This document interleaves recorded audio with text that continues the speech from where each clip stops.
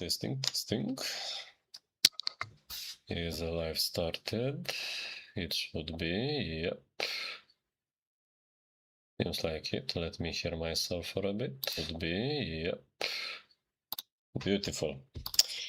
Hello everyone, and welcome back to the Aero SMP stream. Today I'll show you what I've done from the previous stream till now. As you can see, we're on a big platform here, nothing from the previous automation setups are remaining here on the surface. Everything is moved underground. I have built quite some stuff, let's say. Automated various crafting setups, let's say, for compacting, pressing, mixing, and so on. I'll just show you guys. And what I think to do is basically turn the streamings into more of a showcase than building. Well, of course I can explain during the showcase everything how I did. That's my point. Because it's easier for me to focus when I don't have to talk while building things, and also I think it will be simpler for you to just watch the product, not how I stay and think for about 2 hours how to make a thing. So yeah, for everybody else who joined for the first time and doesn't know what I'm talking about, here is basically I'm playing on Aero SMP. Multiplayer SMP server based on Crete and Crete Aeronautics. It also includes Crete cannons and other various modes. No, not a very big mod pack, and by that I mean not. It doesn't contain a lot of mods. It's basically concentrated around Crete. As you can see here, I was looking a bit on. Create a big cannons add-on because this is where I want to move my focus for now. And yeah, I'm basically playing on this server. I started here on this mountain with some basic setups where everything was done manually, and in the episodes which you can check on the Create Aeronautics playlist, I started to build underground to make an infinite lava source, to establish the engines, to provide SCU, and basically managed to build some of the autocrafting setups. I mean the resource production, whatever. You understand me, I hope. And let's see, actually someone... No, nobody, that's fine. Okay. Oh, it still shows me in the menu. Okay, it lagged a bit, I guess. And yeah, as you can see, there is a small surprise behind me, which I'll show you later when I finish showcasing the whole underground base, but you can take a peek at it. I especially left it in the raw aspect with everything exposed, so it would be easier for me to explain. It's basically the second attempt of me building a thing with yeah, spinning blades, which I guess for creative they're just sails, whatever. And yeah, actually before we go to the base, let me show you something. One tiny second.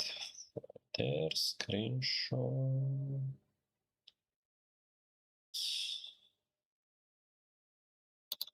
Or actually, story time will be later with the screenshots because I snapped some stuff which happened in the meantime while I was doing all the stuff. here is a blueprint I saved my base with, just in case for the worst. And as you can see, I started to build here a big platform for all the stuff will be sitting here. I don't know, planes, helicopters, tanks, I don't know. I just want to militarize a bit my base. Well, I don't mean putting cannons here and fire at anyone. No, that's a bit against the rules, because the griefing itself is not allowed here, but you know, it doesn't stop someone who actually doesn't care if he will play tomorrow on the server or not. So, oh yeah, the honey here remains. Like, I'm still too lazy to move it somehow. Whatever. So yeah, I have built these gigantic walls here, like, because I have a lot of deep slate, and I think you know it, guys, who also watched me in the previous teams. But what is... oh, why is the... okay, the engines are turned off, which is a bit awkward. But yeah, as you can see here is kind of a flying vehicle, which we will drive at the later part of the episode. I'll explain everything what is here, but not now. Right now, let's go underground. And of course the elevator is not working, because for some reason my engine stopped. I think this happened 2 or 3 times in a week while I was playing on this server. Well, I didn't join daily, but yeah, it happened for some strange reasons. I'm not sure why.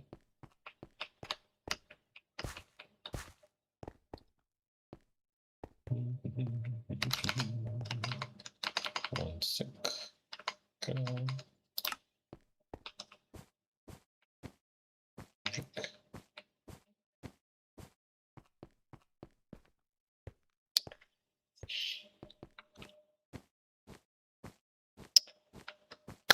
Embrace yourselves, be ready to see how much has changed here. As you can see, we have one more container to store items. We have this small beautiful place here with the quartz, like our lobby, let's say. And here we have our automation panel. Here I started to build the second floor, but I started to realize I don't really need it right now. And here's another steam engine, and there's where all the new things I built and didn't show you in the stream, guys. It is. So let's first turn on the engine here. We have enough lava. The whole spool is doing its job. Let's actually check it out. Yeah, it's leaving these holes, I don't know why, but it's still a bottomless supply, so this is a closed chapter with the lava problem, so thankfully. Yeah, that's the distant horizon smoke. Don't bother looking at it. And okay, let's turn on the clutch, so we don't try to turn on the whole area here. Actually, I think we need also to make it a bit slower, because the issue provided by one engine I think would not be enough at the full speed, so come on. As you can see, I don't have foot problems anymore, finally. Come on, water. Okay, something started. I'll wait for a bit more. As you can see here in the corner, there is an exposed pipe above the steam engine. And I actually want to wait till the water reaches there. So I have to stay like that for a bit. And it's still not coming, which is a bit awkward. But it maybe reached the first engine, I hope.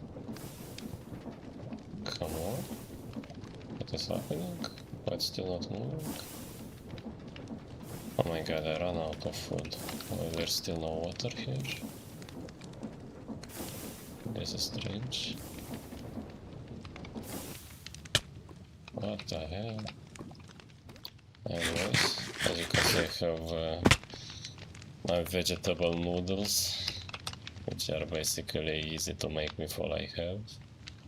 Just needs mushrooms, but I figured out you can grow them with the Farmer's Delight mod. And also pastas, which is basically wheat.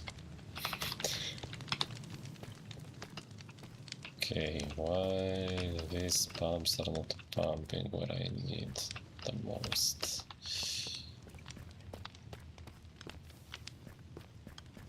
One, two, three, 4, 5, 6, 7, 8, 9, 10, 11, 12, 13, 14. Oh. I think we need a bit more speed or something.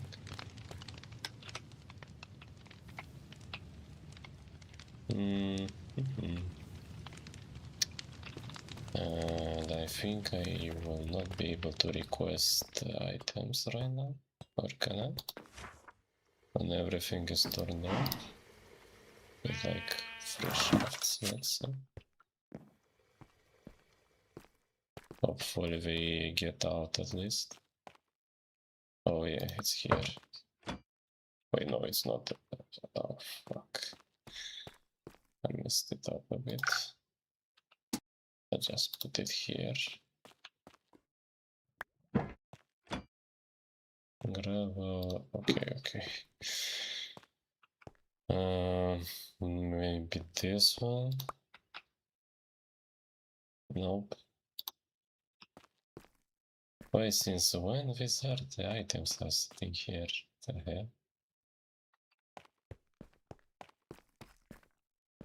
I hope I wasn't sabotaged. Was I? No, I don't think so.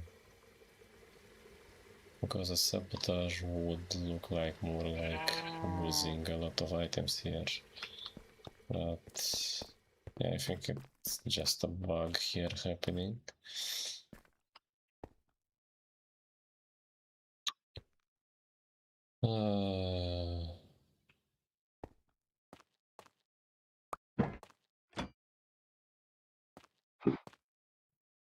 What is here?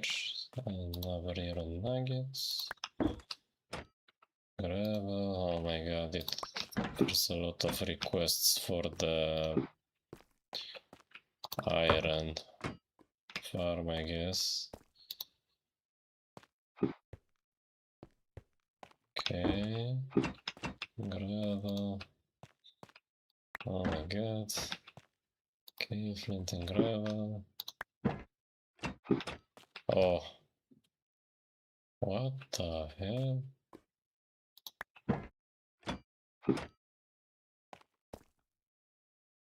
Oh my god, the gouges are requesting all the stuff. Let's take the...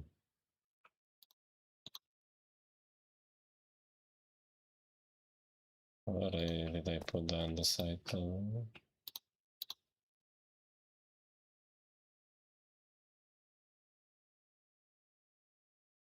Oh my god.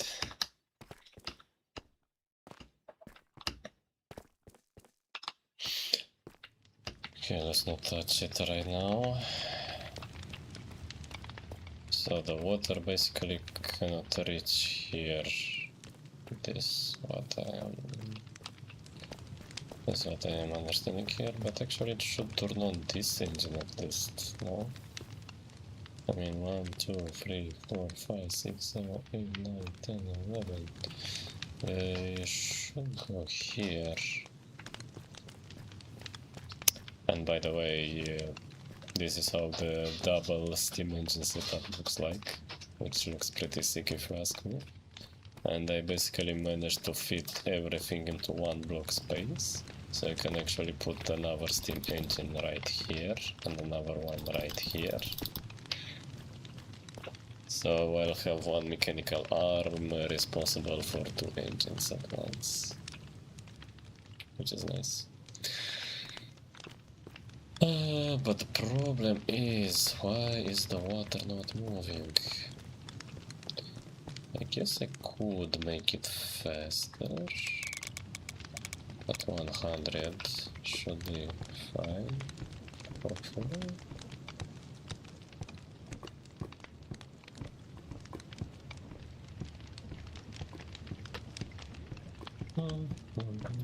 Come on, please.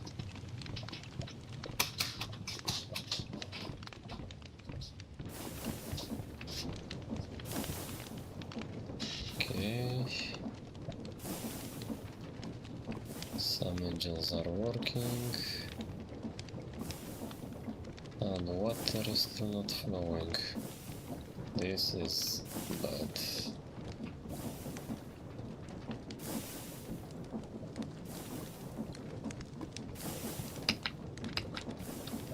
Water is not coming. Are the pipes bugged? Jesus. They're basically empty. What? How in the hell I have no water here?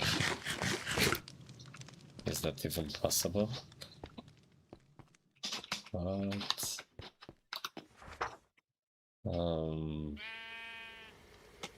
I don't have a bucket. How do I even get out of this awkward situation? I don't know.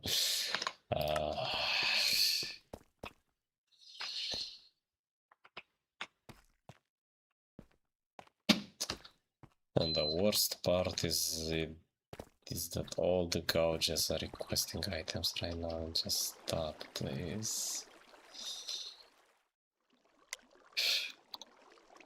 Let's disable them. How can I just turn it off without messing up the config? Okay, inactive, inactive.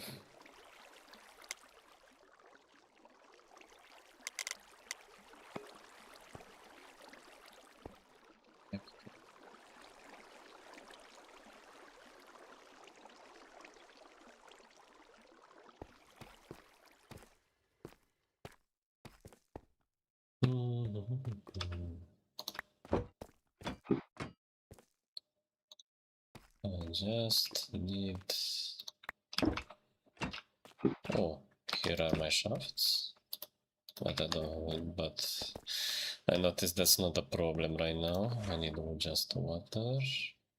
I think I have... Oh, I have a water bucket here.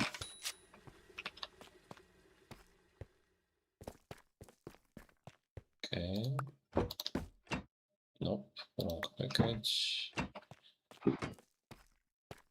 Oh my god, that's too much packages. Please stop requesting. No. Oh my god. Maybe it's from this one. Come on. Oh my god, the server is lagging so much right now. Actually, they did that. Oh, nice. Come on, bucket.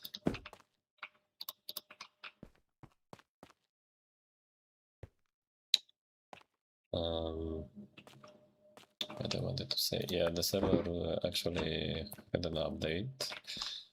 They said they have rewritten Sable entirely, so it will run on another thread at full TPS, at maximum TPS.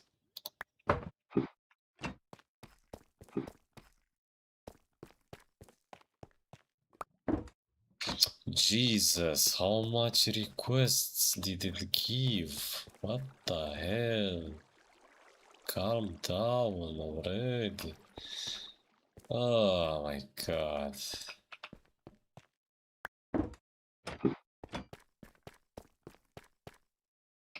Can you turn off gouges just by a redstone signal?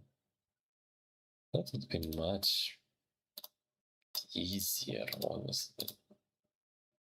I mean, I know you can turn off stock links, but I want to turn off a gouge just by pressing a lever, you know, so I don't mess up the configuration.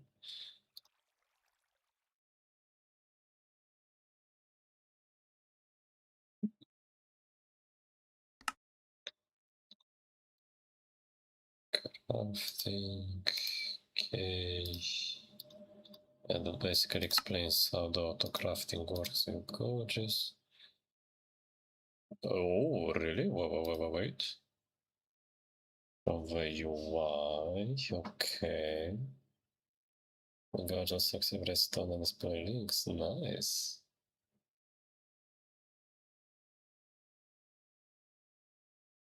Oh, it's sending a redstone signal.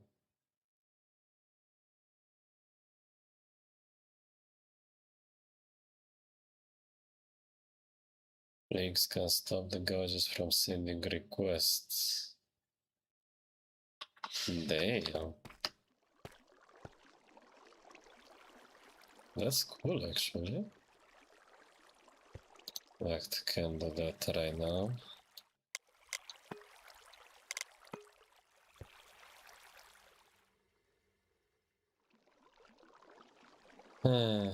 Okay. I hope it stops requesting.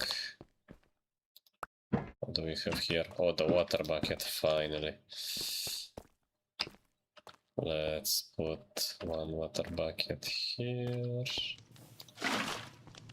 And let's ensure we don't run in the... Oh no. Okay. I didn't break up torches here, which is good. Let's make this pool bigger. Because I saw people building just a pool like this and it was no problem, but I guess the water can eventually run out, or maybe it was just a bug, you know, it doesn't like the bit, and for some reason it took a source block and it couldn't regenerate and so on. So thankfully we have water right here underground on the crop farm. Where should I take it from actually? Oh, here. We have some kelp which just has grown when I took the water. Actually, one bucket here is enough.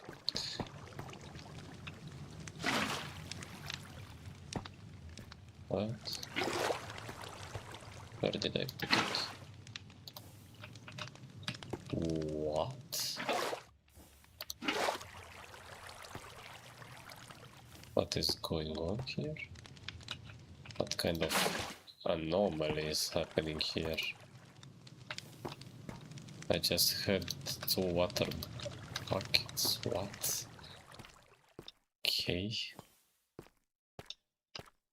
There is the usual half an hour delay of the stream, of course, due to technical problems. I'm sorry for that. It's not like I intended to have a disabled steam engine either. The failed pooping system. Like, look! I just put a source block and it got sucked up. Like, what? And it's one again. What is happening here? What the fuck? Let me just make something like this. I guess we have some anomalies here. And I'll I'll just put it like this.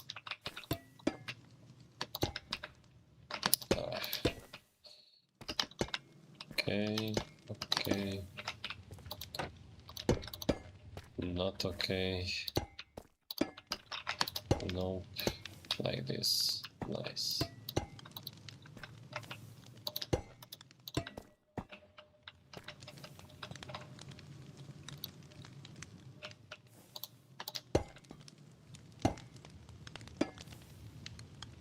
Yep, that's how I want it to be.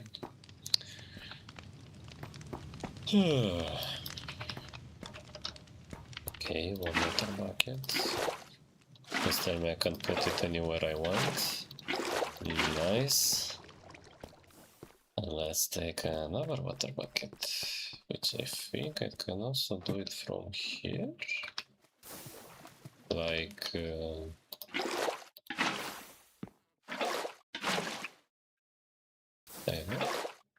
oh yeah.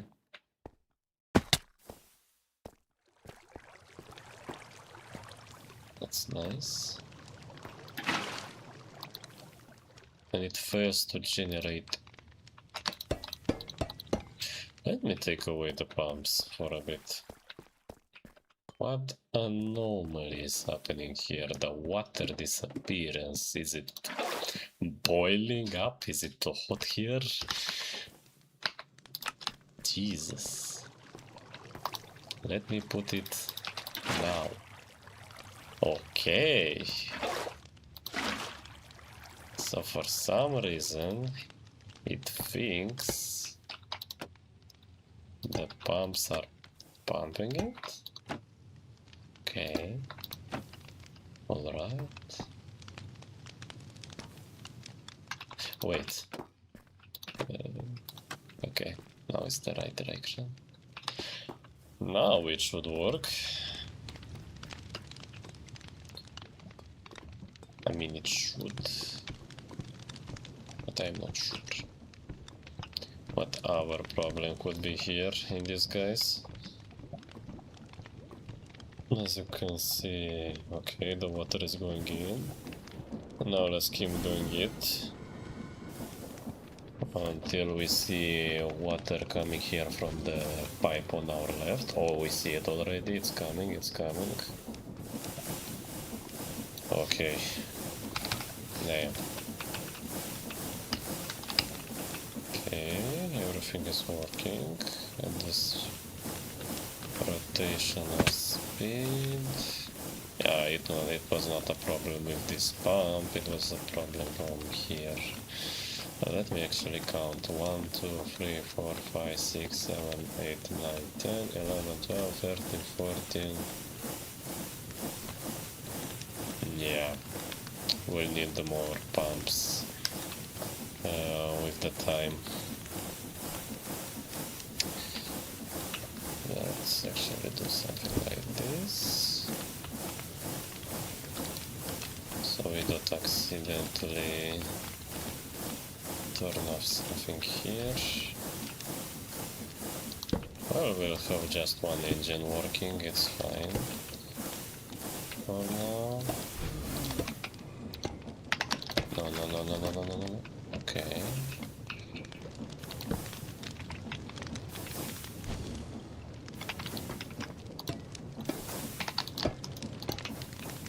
Okay, much better.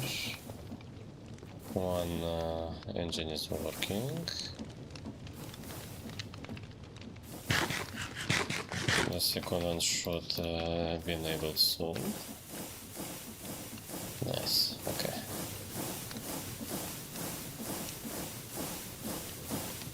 Okay, the heat. I guess all the places are powered on. But not here. Let's wait for the mechanical arm to actually pump all the needed lava.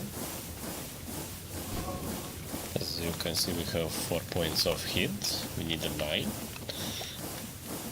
That's how much blaze burners we have. This is a level 9, and this is a level 5. Okay. Let's wait for it to be a level 9 as well, and then we can turn on the pump factory.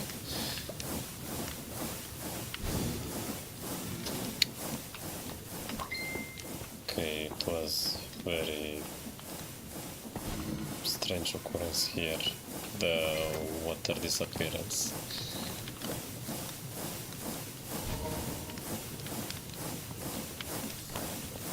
Level 9, under level 9, beautiful. Now let's go with full speed.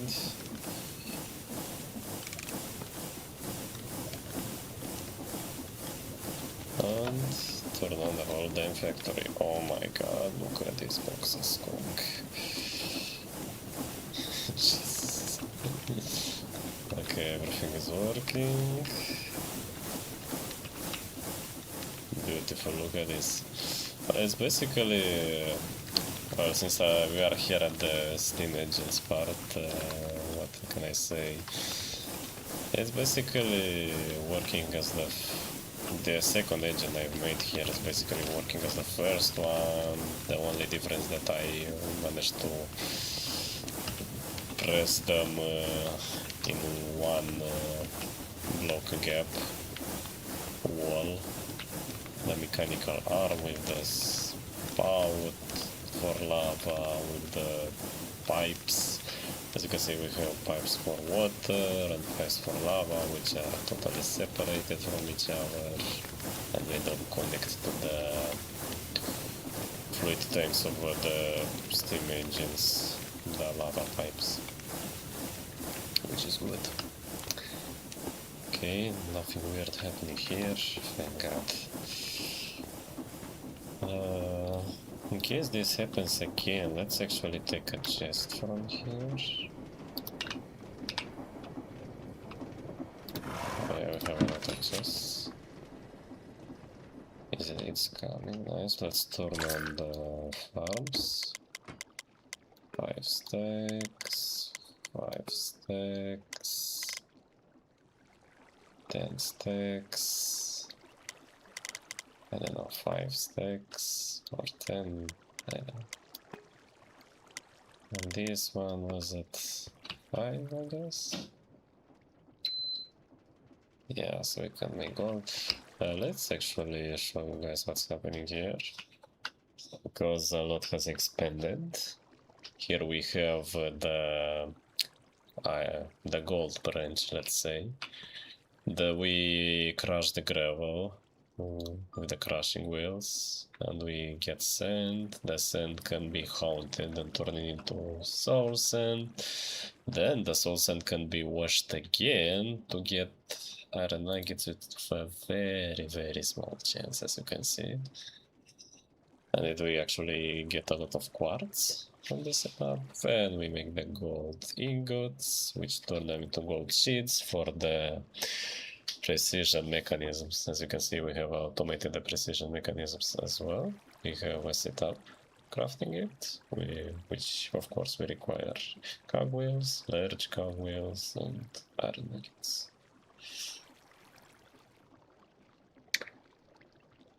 Yeah, we are also automated shafts using the autocrafting setup. Actually, the cogwheels as well are crafting by the crafting setup. We also have automated the andesite with the compacting setup, where we actually have a lava pumping system there. I'll show you in just a minute everything. And the iron is all the business.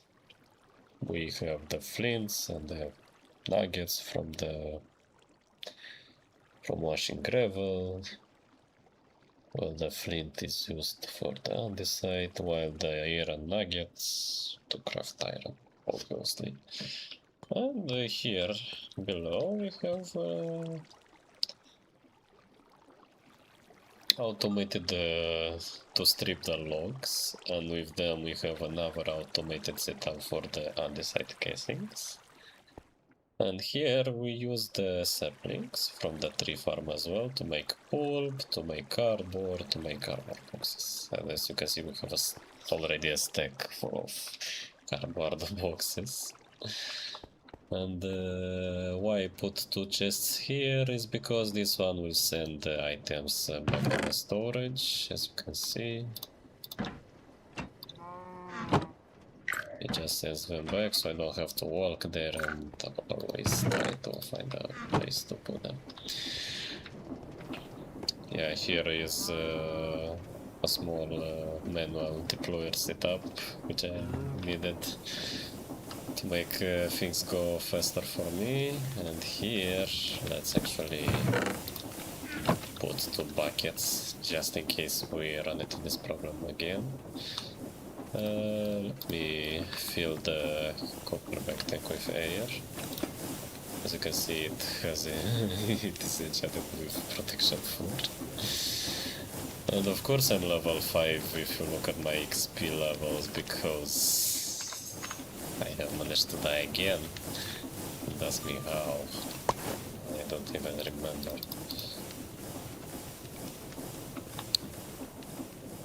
And yeah. As you can see, we have a lot of stuff here. Crafting, pressing. The smoker is the cooker, I renamed it, because it's actually smoking. You have 2 types of mixing, a normal mixer, which will use lava in the future, but I'm too lazy right now for it. Because what I like about mixing and compacting is that if you have regular recipes, and wait, no, I think it's just for the mixer. Yeah. But the normal mixing recipes also work with the blaze burnery's light up, which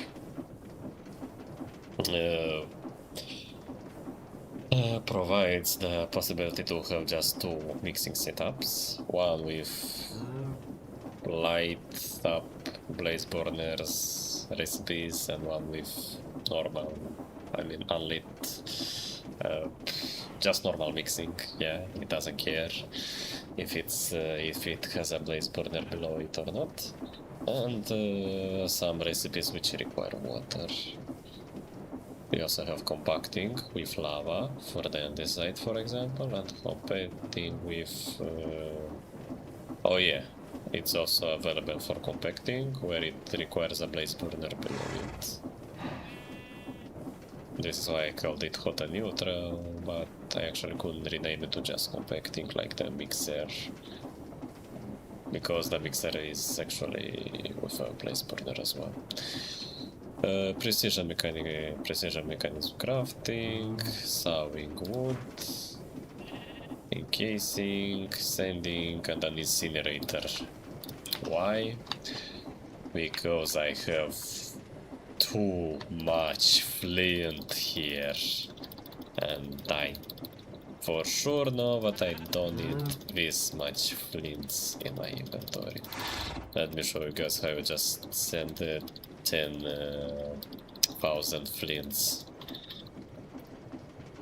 to incinerate, to be destroyed, to be purged from existence, because I don't need them.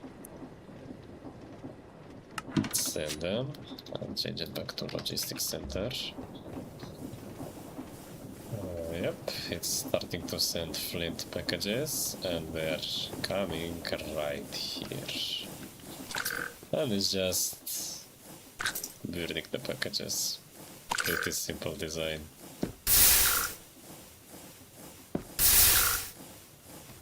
The packages burn, the flint spits out, and it's also burning. Easy peasy. But why is my truck moved like this? I have no idea, honestly. Seems like somebody was at my base, I guess. Can I punch it a bit? Oh yeah, I can.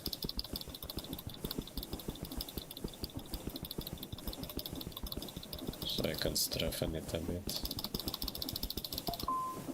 Because I don't understand why it's sitting like this, but it's fine, I guess.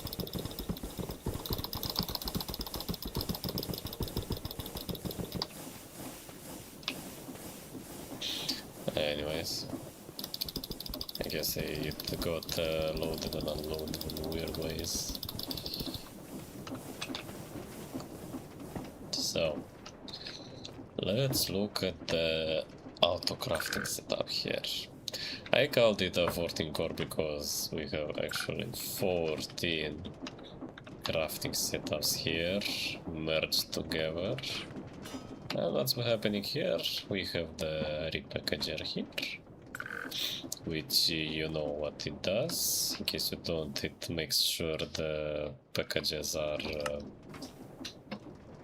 contain all the ingredients needed for the crafting. And they go here. Let's say we have a queue here for the packages in case we have too much requests at the same time. And the brass tunnel will just distribute all the packages coming on this belt on all these crafting setups. As you can see, we have some andesite funnels here, which packages get inside here. They are put on the crafting grid, which puts the results in these barrels, and items from the barrel go from the chutes. The reason I chose normal chutes and not something which allows more stacks at the same time is because a crafter can take only one kind of item, let's say, at the same time, I guess. Usually I never thought if it would craft more items at the same time, but I think it depends on the recipe. Yeah, but whatever. It's never too much stuff from one crafting, so the normal chutes are working well here. And we have a brass funnel here just to suck up all the items fast enough in this item vault, where all the packages will be, where all the items will gather together and send actually.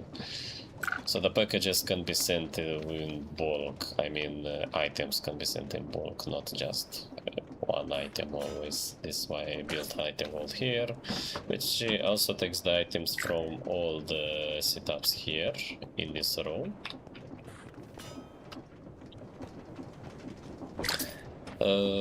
I didn't make a bigger crafting grid. I know I have auto-crafting with 5x5 mentioned in my clipboard, but I didn't have much use for now.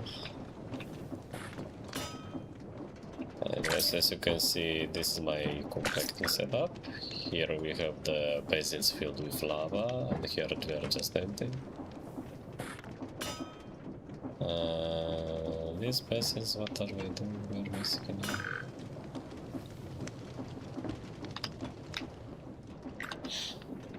compacting items into blocks. But for some reason... Okay, what happened here? They go in such a weird way. I guess the system bugged out a bit because the code just were sending signals, but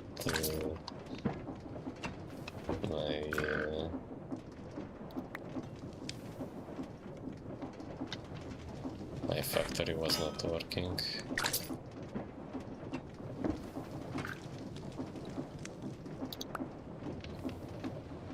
Okay, let's keep it like this. Because just to avoid overflows like this to be remaining items, as you can see, there was just a package with only 9 nuggets, so we have iron ingot instantly without residuals here.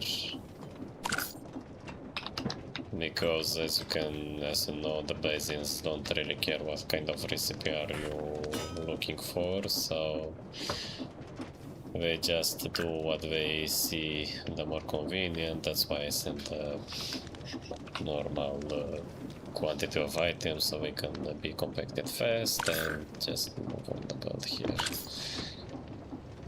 For the lava is not the same, because right now I have only andesite automated, so it just sends a full stack of ingredients. And here is the mechanical press, which has these two brass funnels, because I needed to actually filter the results, because for some reasons they don't press everything and then move.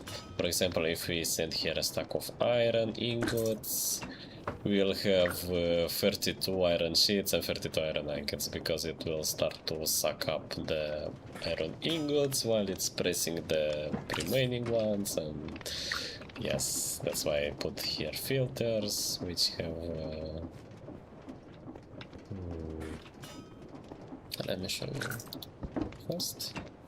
As you can see, yep, we have the results set to a deny list. Yeah, it's a deny list, so we actually, not the results, but the ingredients.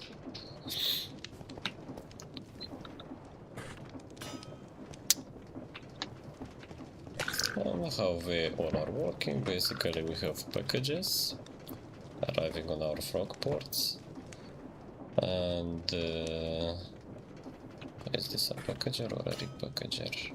Alright, I have put everywhere repackages, just to make sure all the items arrive at the same time, especially for the compacting setups here. And it's also the same for the mixing, as you can see. It's called mixing and water.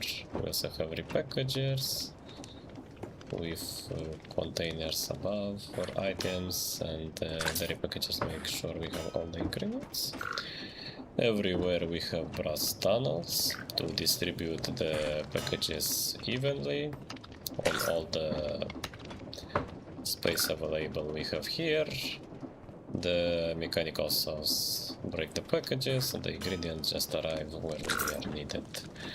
Inside the basins here, and on the depots there. And we just move all the results here on this belt. We also get inside this item wall. And the package frog port is sending all the items back to our storage. Moving next, we have the mixing setup, which is working almost the same. We have the same setup to distribute the packages with all the ingredients.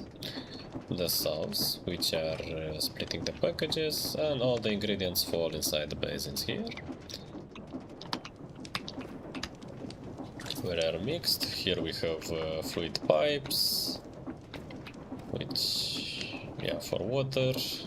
And there we have a pump, as you can see, it's just a water source here disguised inside this whole setup. And here we have blaze burners without lava, because I'm too lazy to build a mechanical armament to expand the lava from there to come here for now. But I guess I'll have to do that later, because when you need brass, it's a bit awkward. You also have to come here with a bucket of lava and put it manually. For now, actually, we don't need the crafting table here now. And yeah, we have this item vault for the packages to be made and sent back to storage. Here is the wood sawing, where we have actually two tunnels. I mean, we have a brass tunnel here, which basically, well, this just takes the packages, splits them. I mean, it does split the package, it breaks the package to get out the items. And basically, if we have wood logs, we are sending them through this tunnel. And we have the saw here set with the recipe, so it makes a stripped cherry log for our storage. If it sends a stripped cherry log, it will go here and make planks out of it, especially because we can get much more planks by stripping cherry log. And how was it? Where's the recipe? Oh yeah, as you can see, 6. And the other benefit is that I don't overuse the mechanical crafting system if it's not really required. I mean, this is much more convenient recipe here. And the items move here, they are ejected through this weighted ejector. Here we get inside the item vault and send through the same package from port. I noticed it's much more convenient to just have one item vault where all the stuff you make is gathered and we're just sending bulk packages. Items are sent in bulk inside packages, which actually makes the whole area more clean. I mean, you don't have tons of packages carrying, I don't know, 2 iron nuggets each. But you have one package, for example, from here, while all these farms are working, and you actually can have some wood, some iron, some, I don't know, other types of results from the farms here inside the package, which, yeah, makes the system much more clean with less and more valuable packages. Here we have the setup for encasing and sending. It doesn't have an automating resupply here, but I'm trying to keep it in touch. As you can see, this is full of sandpaper. This one is full of andesite alloy. They have chutes above them. And what they basically do, these frog ports are taking the packages, the packages are destroyed, the items pop out, I mean, and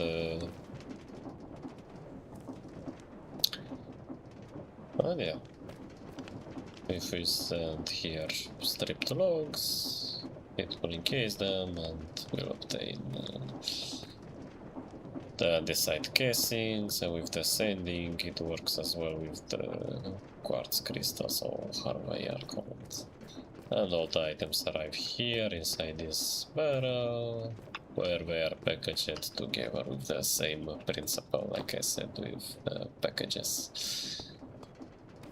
And here we have the precision mechanism farm. It's a very strange but quite useful setup, in my opinion. Here we have a packager for the items, which are the reason I don't use a repackager here is because I don't really care if the items arrive all at the same time or not, because we just get inside this big vault. The vault sends out all the things which are not the ingredients for precision mechanism. The ingredients are all ejected here from the vault, from this 3x3 vault. They get inside the deployers, and each deployer holds the required ingredient, as you can see here. And the precision mechanism parts, or the gold sheets, get out from here, or even the scraps if we have some failed recipes, because if, as you know, precision mechanics have a chance to make a salvage item, a 19% chance to succeed. We go here in circles till they are done, and here we have a barrel where all the resulting items are sent back to our storage, including salvage items, so they don't circle around here forever. That's why we have a filter there, and also have a filter here, just to make sure these free components don't get out of from here as well.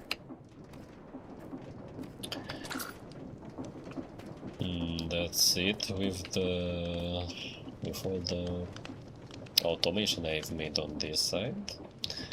Well, let's take a look here at the farm.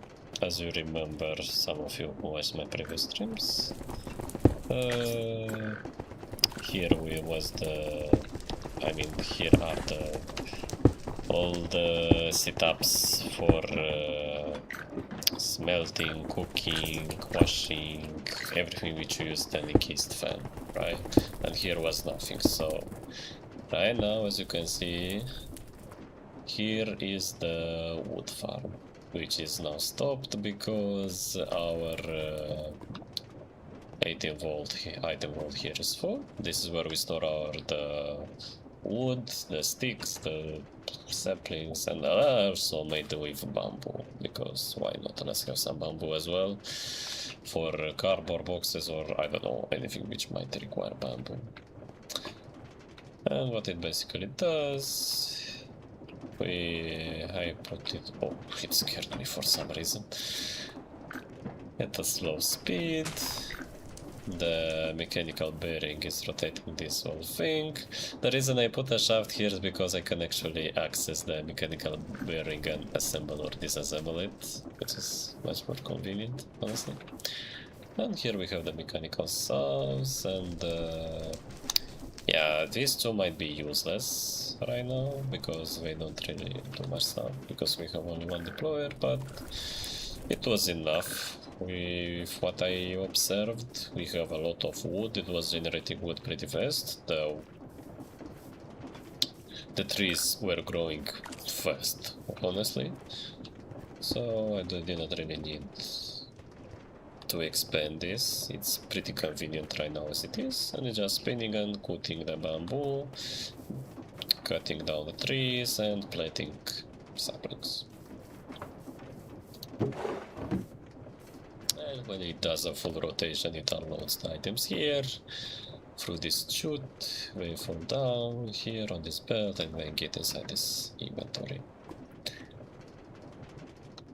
The threshold switch is activating the clutch here, which turns on this farm. And what we have here is basically our crop farm, where we have some potatoes, carrots, cabbage, onions,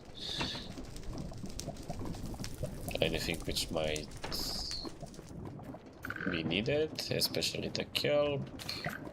Here inside water, the rice, which grows very slow, sugar canes, wheat, tomatoes, and here I started to put berry bushes on this row as well. And it's working with a gantry carriage, as you can see, which looks very sick if you ask me. It uses redstone contacts here to detect when we reach one of the sides. And each redstone contact, that one has a redstone link, this one has a redstone wire, and they both control this powered latch, which is basically a lever, but which can be controlled by redstone. To turn it to side or to turn it back, I mean on and off. And the latch basically controls this gear shift here, which also has this redstone link, because just in case this item vault will be full, the threshold switch will turn on this redstone link, this will turn on the gear shift, and what the gear shift will do, it basically will just keep pulling back the gantry shaft, so it basically won't move at all, it will just stay here. And of course, all the stock links here have the analog levers to decrease the priority. So because I want to store all the crop things here, and yeah, the emergency hoe to make the farmland, because this thing broke, I don't know, maybe 3 times at all, 3 times in total, because of the, I don't know, server lags and stuff.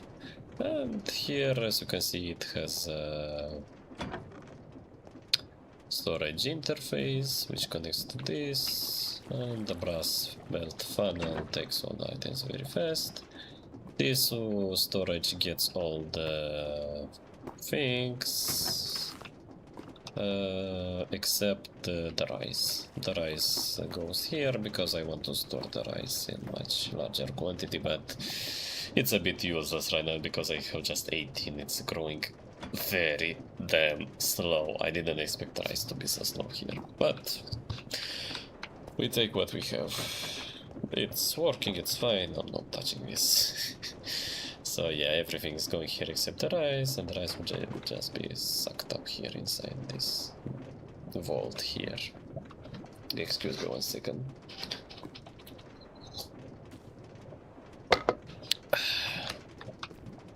And here is the small manual mushroom farm. Basically, what's very nice about the Farmer's Delight mode is you can plant mushrooms and they will grow, like multiply, as they say here in colonies. Whether on top of rich soil or resurgent soil, and that's what I did here. I made some rich soil, which is basically made from organic compost, and it requires some time, sunlight, water, yeah, basically all the natural causes of all the natural ingredients, let's say, to turn a soil to have to be more organic for plants to grow, for the shrooms to grow, I guess. Especially the shrooms, they love how do I say it? I forgot. The humidity to the soil to be wet. They but the light part, honestly, I don't know. I guess, as far as I know, for shrooms, you need in real life, I mean, you need to a more darker place. That's why you mostly find them inside forests. But I don't know, I'm not a shroom expert, I'm just saying. Because the rich soil is basically used to making farmland as well, I guess. Oh, you can, what? It's the first time I see this. You can make a fertilizer. Okay. Yeah, but they basically have made these organic compost blocks and put them here and just wait. But I'm now curious, what is the liquid fertilizer? 3 fertilizer. Oh lol. You could just make more organic compost and split it to fertilizer and or just organic compost and combine them and make rich soil much faster. If you want to have a bigger farm which grows faster, I guess. Oh, it can be made from, okay, flowers. Only flowers. Okay. And coral. Okay, it's not an easy recipe, honestly. You need to have a lot of stuff, but this one seems much more easier, the one with wait.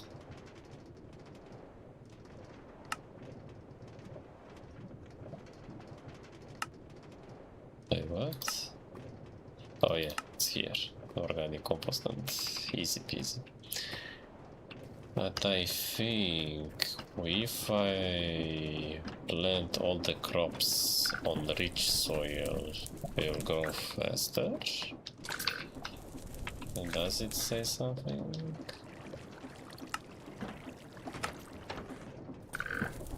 I mean, for the mushrooms, it said that. Okay, it says that they form colonies on rich soil, but.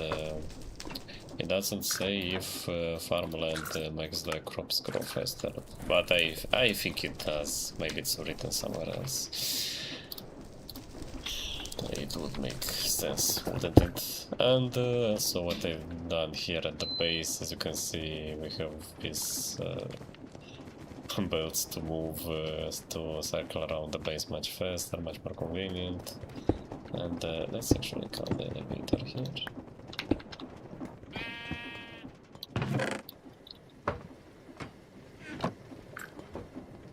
Here's our small cooking pot.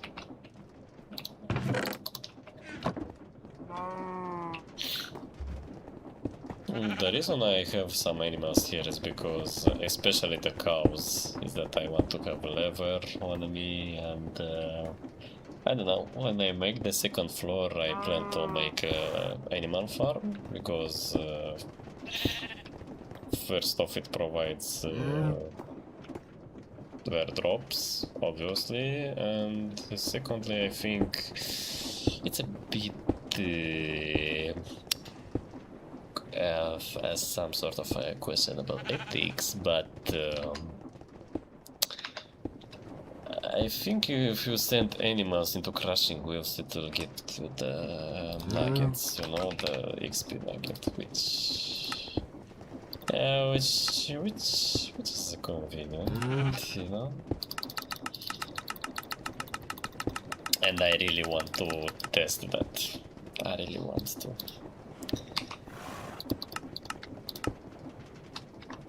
And I think it should do it. It should. I mean, come on. I remember from another create mod pack I played 2 years ago, if you kill the mobs with a deployer set to killing mode, to attack mode, it will give you XP nuggets. I'm not sure in this mod pack the regular create with just Aeronautics will work, but I want to test it. Come on, why is it coming? Did the elevator bug out? Yes, it did.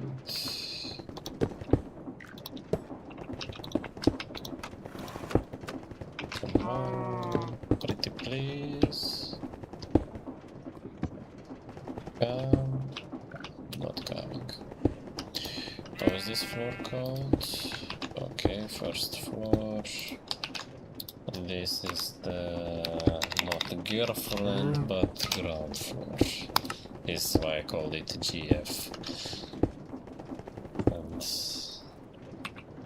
Jesus Christ.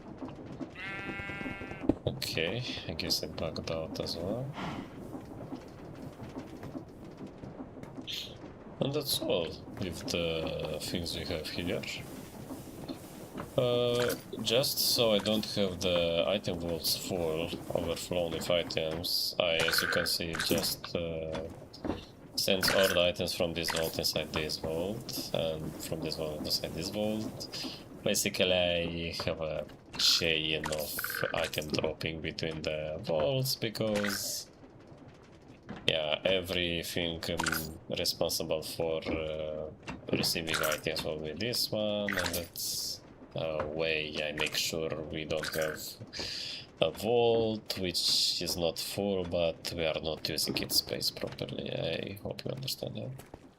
Here is a bank terminal I built here just in case I want to go shopping. It's basically from an add-on called Create Numismatics. It's just basically an economy system where we all have some starting balance. So it does ruin the economy, of course, because that's how economy works. The money shouldn't be multiplied, they just remain the same quantity. Well, maybe it not works really in that way, especially here, because all the items are... every new player gets a sum of this, but yeah. But all the prices are managed by players, so it's kind of how SMP works, right? This is a schematic table. Yeah, where I did a backup for the base, just in case some unfortunate things happen. And I think it would be much easier for the admins to have a schematic. That's what I assume. And yeah. Plans for the future. Let me actually foreshadow it a bit for you guys. But first let's fix the damn elevator, shall we?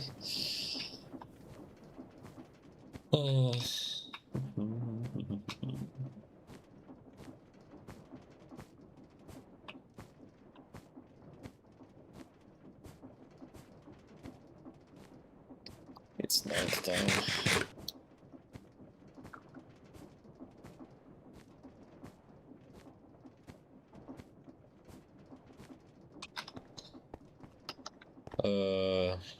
For the foreshadowing, here in this cave I want to also drill it big like that one, and here will be basically everything needed for the great big cannons add-on. I want here to have the gunpowder farm, because I have already powdery cannon, which can be used to make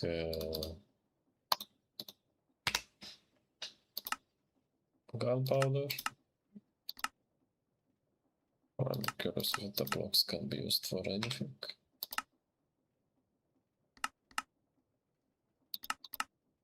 Okay, and the stripped can be used for nothing. It's just a decorative block, like wood. Okay, interesting. But yeah, you can use the powder cannon to make gunpowder, and the gunpowder I think it can be used for making stuff needed for the cannons, like for the cannon mount as well. Lol, I didn't know it uses a lot of recipes like that. But yeah, oh yeah, for the rounds. Yeah, yes.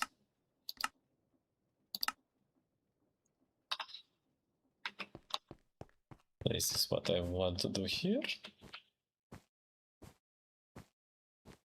Oh my god, I don't see anything. Okay. And here will be... this is for later. I will make this cave much bigger. And this is where all the vehicles will be stored. I don't know, maybe just flying vehicles or even ground vehicles, because... spoiler alert, in the future I want to try to build a tank, so... But... it will... oh, the owner just joined.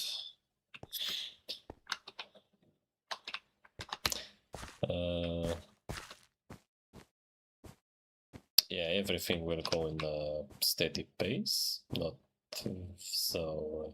not rushed.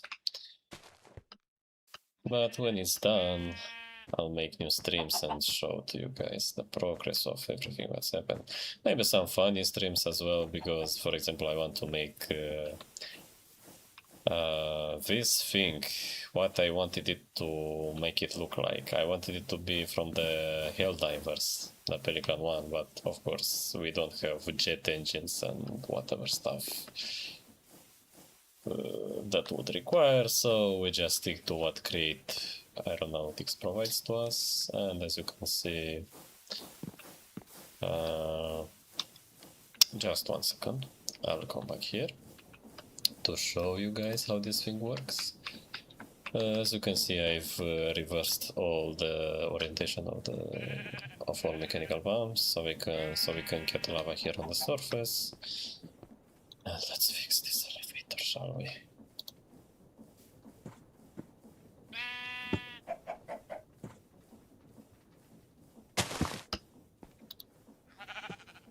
I don't understand.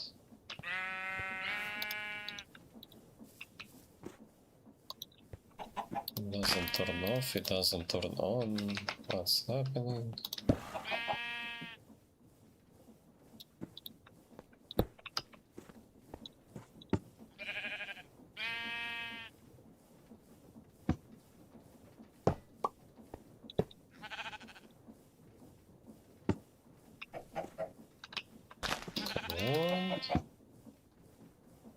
Requires a horizontal redstone contact action to the structure.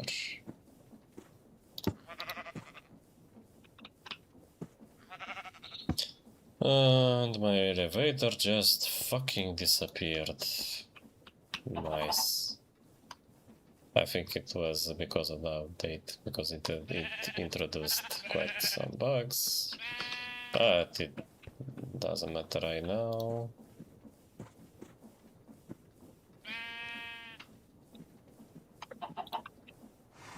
I'll just kindly ask for an admin to give me the materials here. I guess I could just do them myself, but you know, it makes it has two pros at the same time. First off, it lets the admins know, okay, there's a bug, for some reason the elevator contraptions sometimes disappear. I mean, yeah. And secondly, you don't waste resources on doing the things which are the server's fault and not your fault, so... Yep. At least this one is working much better. The gantry shaft elevator. And yeah, here is a bee nest, which is actually full of bees. I took it when I still had the diamond pickaxe with the silk touch, and I took it from here. And before we jump into the quadcopter Pelican One thing, a small story time.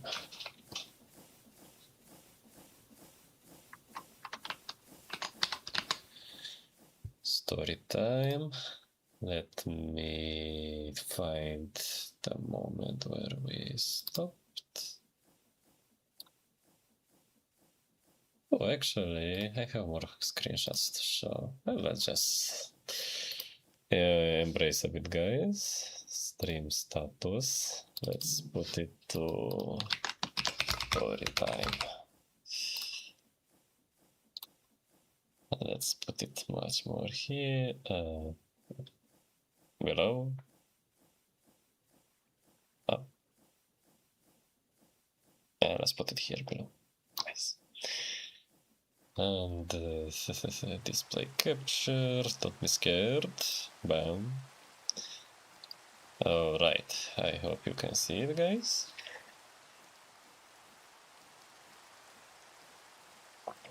This is when I started to play the server.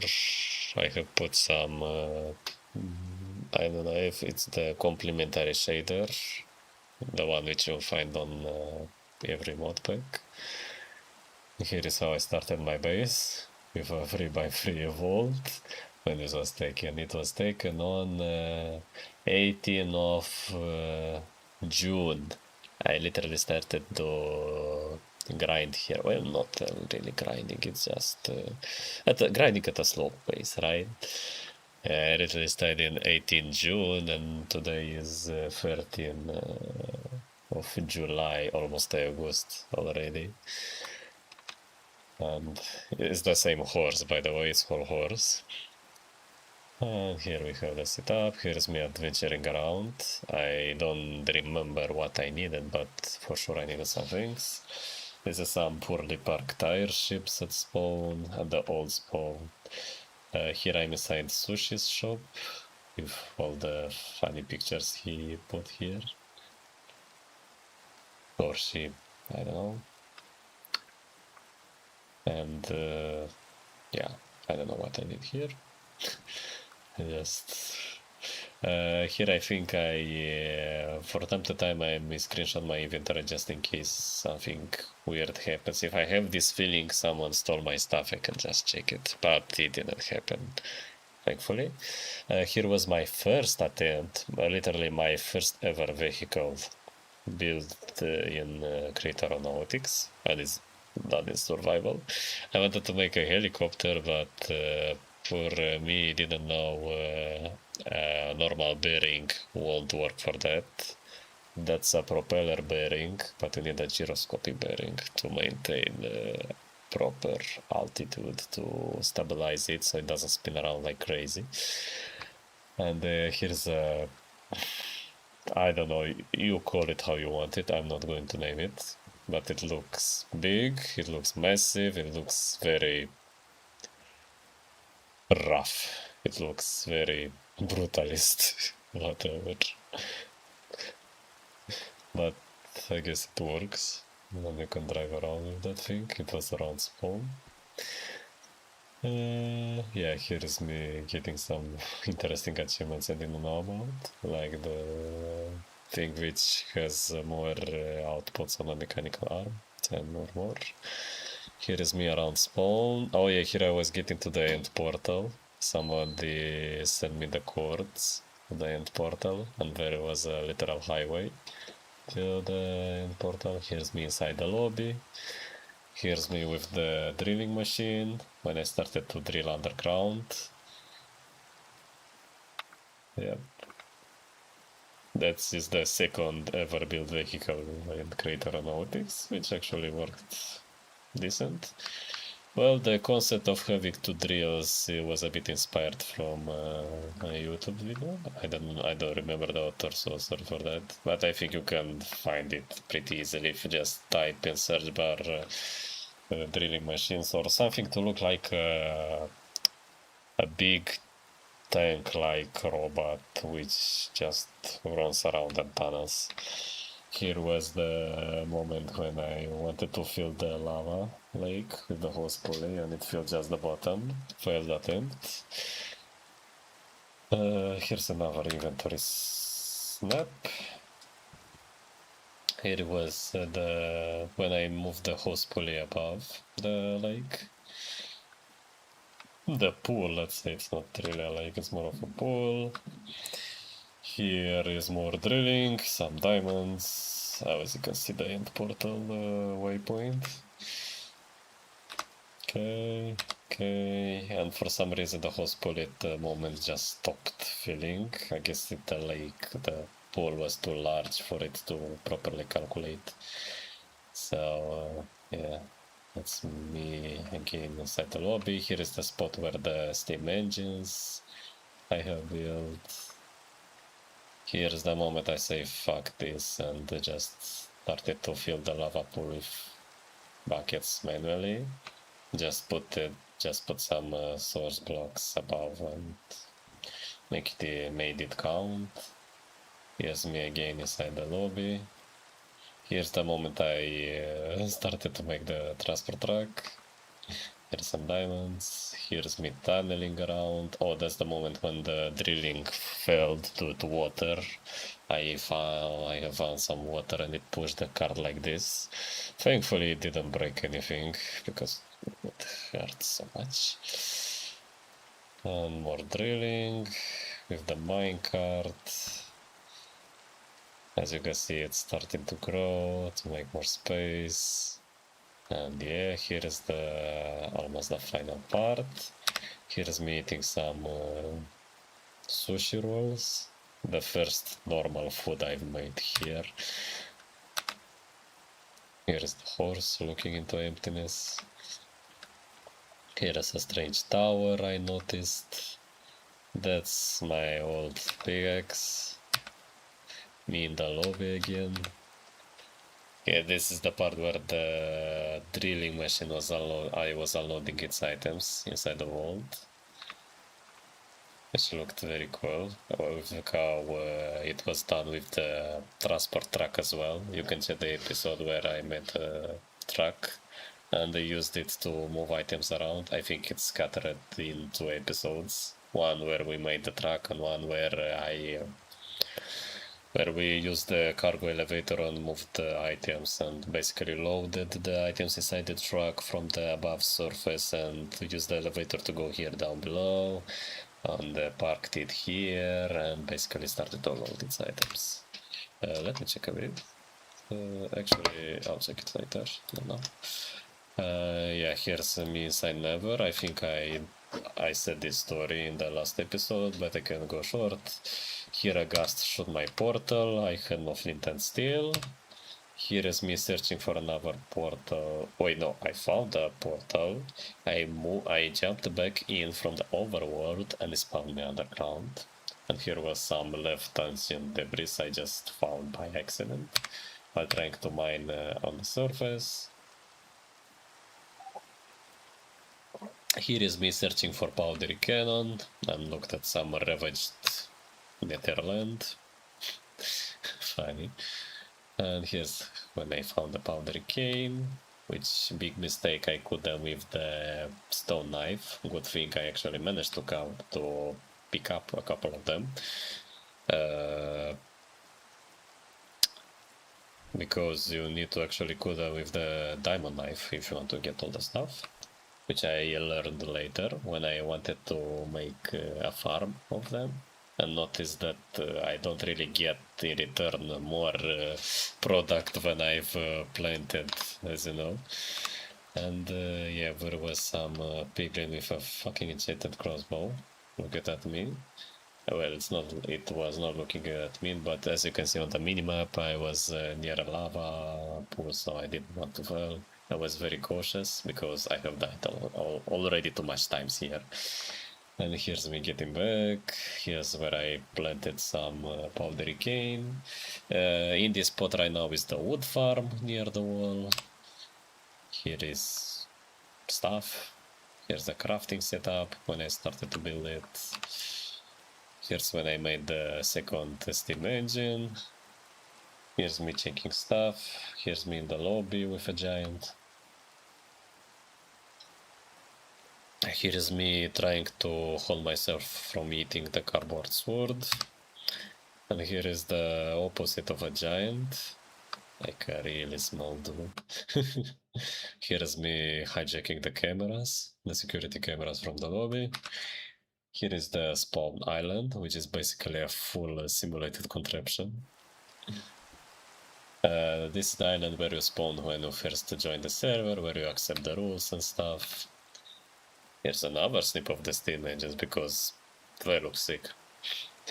And okay, here's a random screenshot from the underground factory. Another one where it was just the autocrafting system. And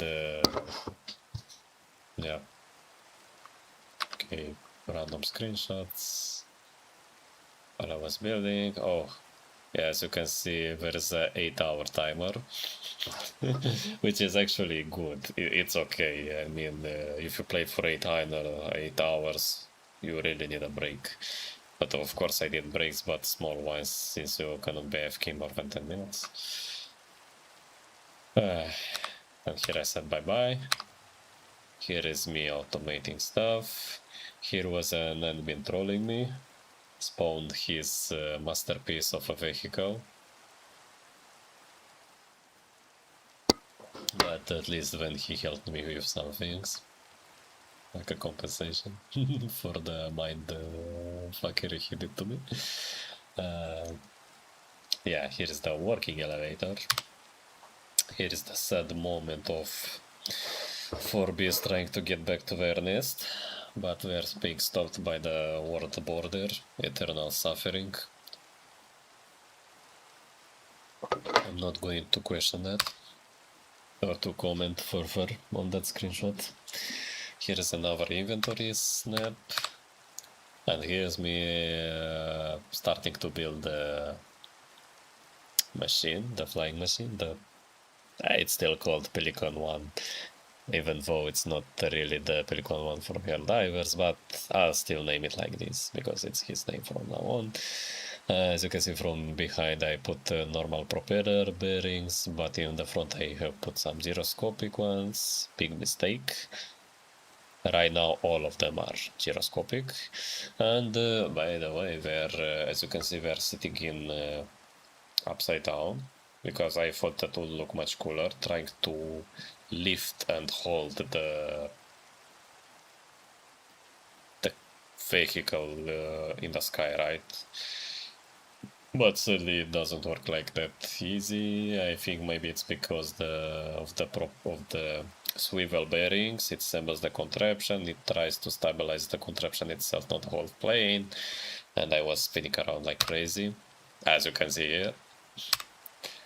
I was trying to pull it back to the base, again upside down, finally back to base. Started to drive it again. I absolutely lost control of it. I couldn't get it back in time. Well, here I actually could drive it for a bit, but then I was lost literally 2000 blocks away from base, and two guys actually found me by accident because I'm very close to their base, and they actually pulled me like, I don't know how you say it in English, when you have one vehicle dragging another when it's broken or something, whatever. And yeah, they were tracking me to my base. I was trying to fly my monstrosity of a vehicle like I could, the ways I could, but the reason I was literally stuck is because I had two lava buckets with me. I basically wasted the whole fuel. I had no fuel remaining, and they gave me some of them so I could turn on the engines. And yeah, here's me back at the base with much better configuration, and as you can see, I was trying to make a fueling system with lava. It doesn't work when you stick them like that, sadly, but it works pretty well with the docking station,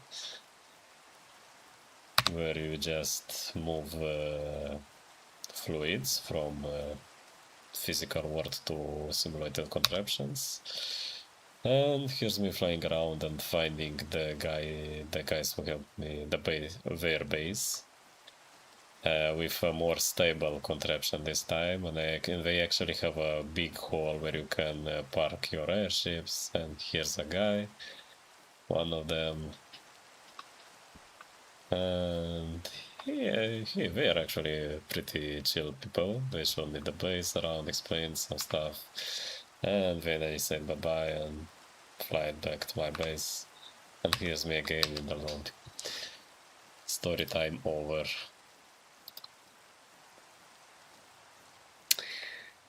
Alright.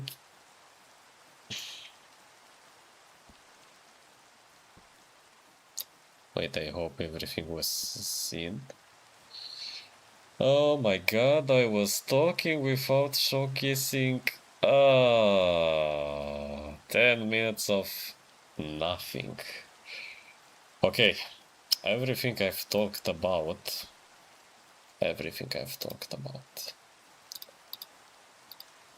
Yes, that's what I should done. Back to story time very fast.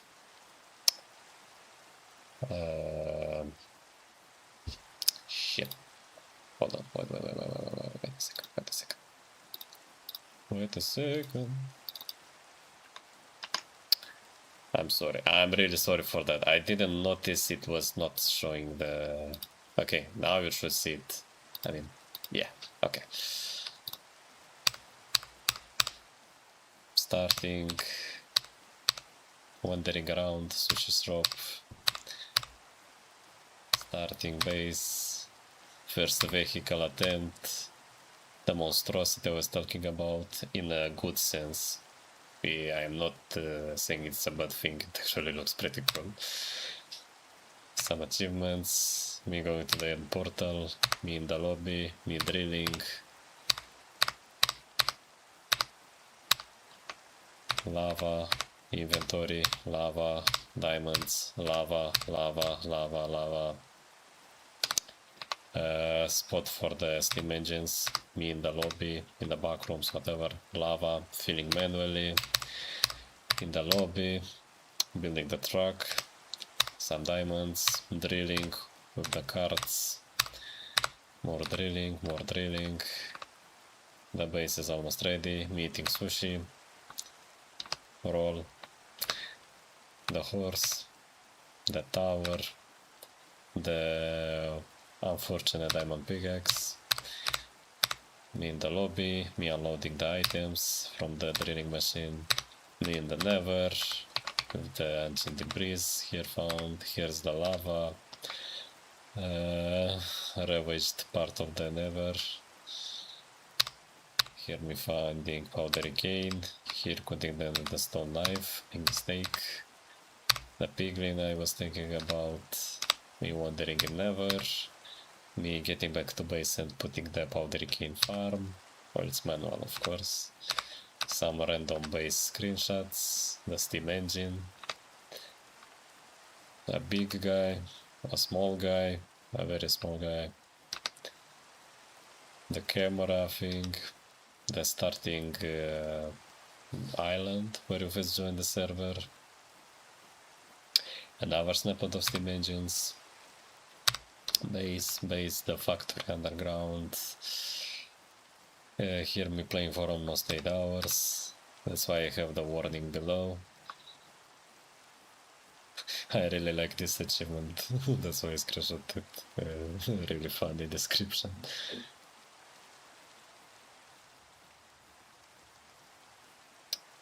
The admin contraption, whatever that is. Some more snips, elevator, the bees. I don't have to say anything, you already understand what's going on, right? Okay, next, inventory snap. Our create adapted Pelican One, spinning around, trying to pull it back, more spinning, trying to pull it back, some okay flying. I thought it was okay, big mistake, I was away from base 2000 blocks. Some good people found me and dragged me back to my base. Here's a proper fueling station with, let's skip the part where I'm trying to fill from pipe to pipe, but it could work, let's be honest. But yeah, I think a docking station works much better. I hope it didn't, oh shit, it put me back to the lobby. Oh, the queue is not very big, only 3 people waiting, so it's nice. I was searching for the base of the guys who saved me, and it's right there on my mouse if you see it, in the corner, with a flag or something. Yeah. And here's one of them. We were 2 guys, pretty good guys, and then bye-bye, and I went back to the base. Okay, story time over for good. And yeah, let's wait to get out of the queue, because now I want to present you guys how the flying vehicle works, right? How much hours we're in? 1 hour and 30 minutes.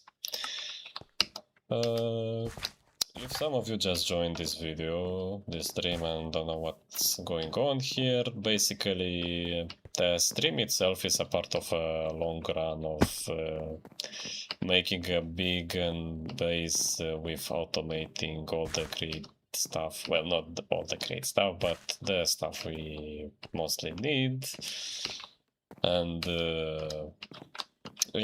this whole thing happening for a couple of videos of lives, and I was trying to show as much as I could each stream from everything what was happening there. And in this episode, if you watch it back from the beginning, you will see all my base. I showcased all my base. Well, more of the new stuff I've made. The old stuff is a bit just in the background, but it's almost the whole base you'll see there the beginning of this live, of this video. And right now I told some story of how everything was going on here on this server. Well, my story, not the server's general story. And I stayed AFK for too much and it sent me back to the lobby. And finally I'm back now. What I want to show you guys is the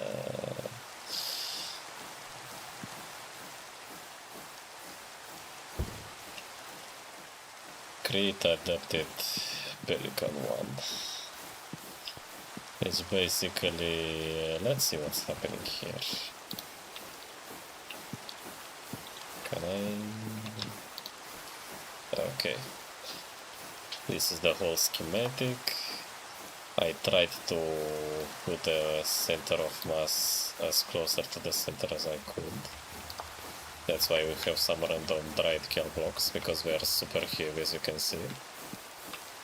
Because it's a bit, we have the steam engine, the heavy parts, let's say, on this side, and some parts are on this side, because I try to balance the mass as I could. Here is a thing I'm not using anymore.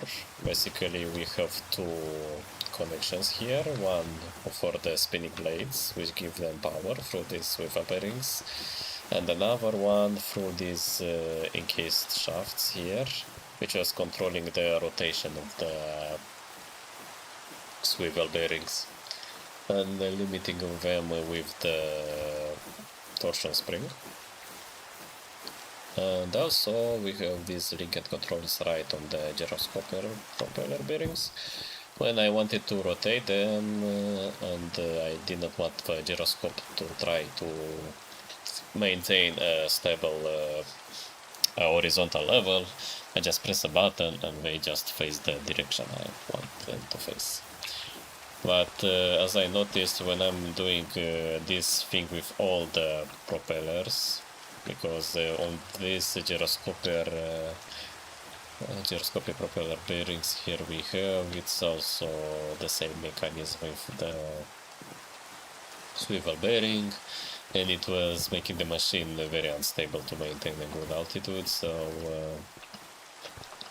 I couldn't, I guess it's not possible, and I guess it's pretty logical to not to have separate mechanisms, one for maintaining altitude and another one for pushing for thrust to maintain a good velocity, because as the moment I want to move forward or backward, it was having stabilizing problems, and yeah, I was just moving around like crazy. So that's why I disconnected this thing. I'll change a bit how everything was here, because it's not the final design, but it's the stable one right now. I'll take away the spring and the mechanism to turn these around, because I don't need it. In case I need to stabilize my position, I left here, which works pretty well, the ability to turn the swivel, with a swivel bearing, the propellers around. Of course with a limited angle here, and it's also separated. I have one connection for the power right here, and of course we are controlled with redstone link. All the power of these gyroscopic bearings are controlled by this lever, which basically is an analog transmission here, which controls the rotation speed of how fast I want these blades to spin.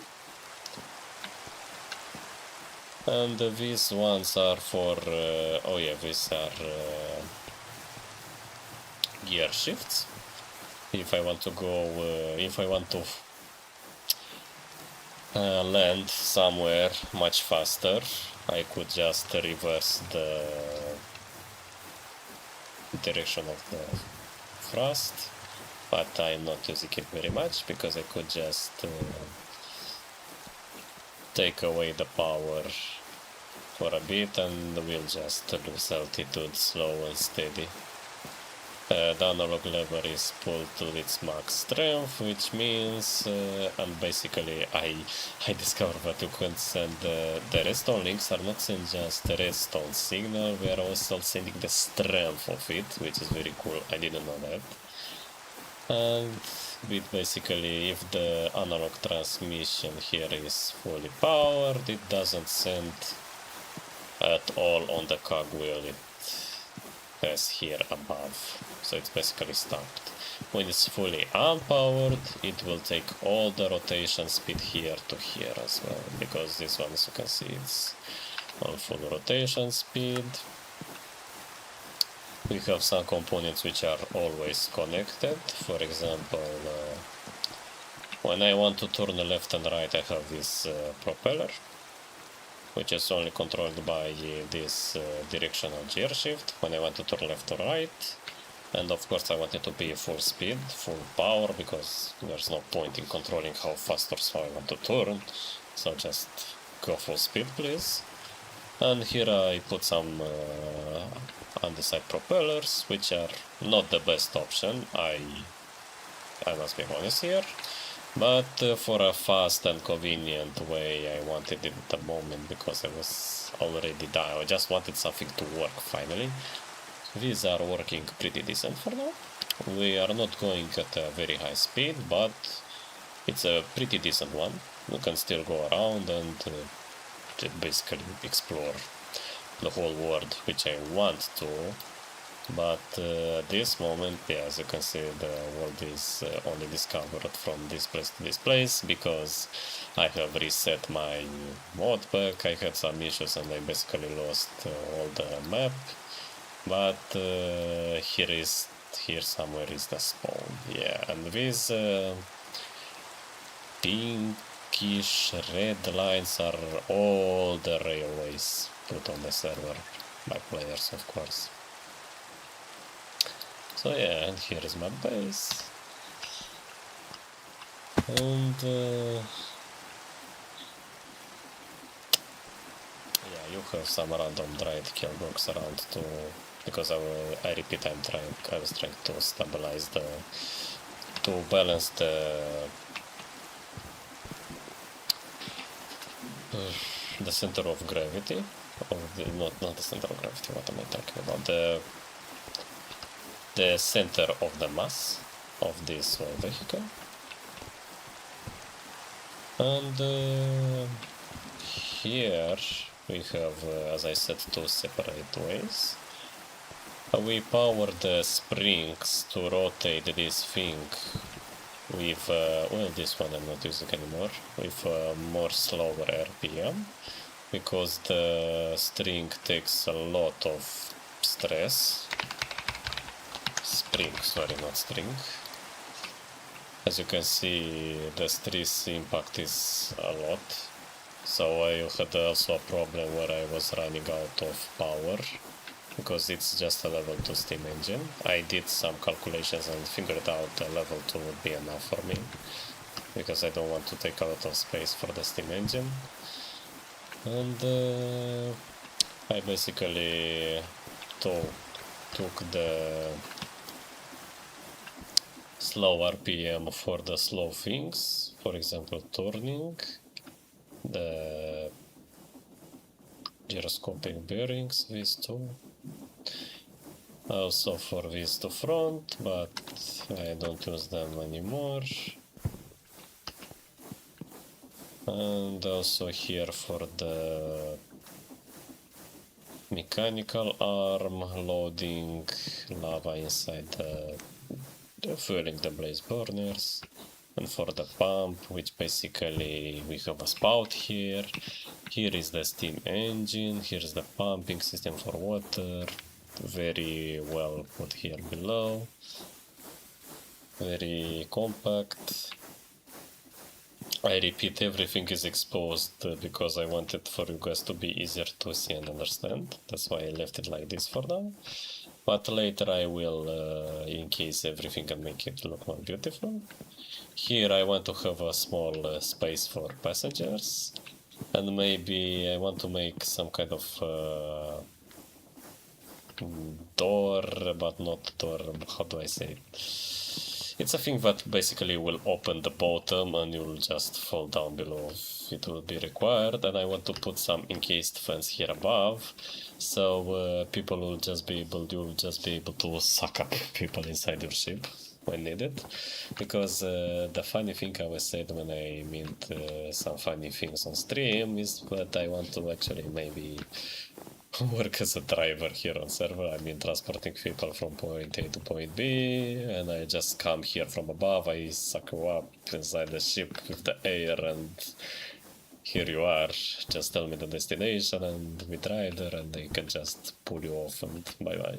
Easy peasy, right? And of course I put the handles, because these are some handles which also gave me the good people I found there. Because I learned that the hard way, but you really need handles on an airship, especially when you are building it, so you can get back much easier without problems. Whatever. Oh, I just heard it. It just light up. Nice. And here we are also powering, as I said, we are powering the pumps. Here we have a small lava container here. I guess 16 buckets, it's very enough for a long run. If it's not, I could just put one below here as well. Like in this spot, or one above, I don't know.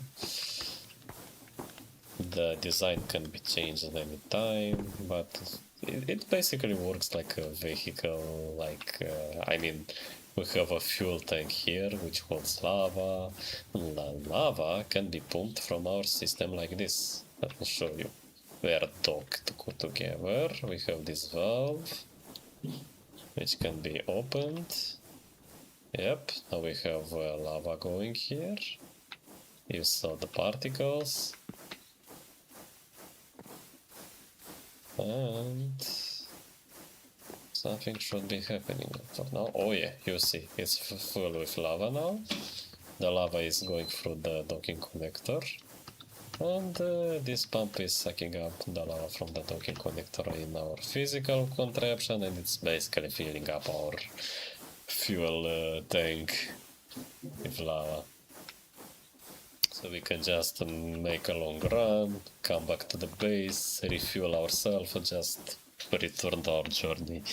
Very easy, very simple. We don't need anything else. We don't need to carry out buckets, we don't need to carry out anything.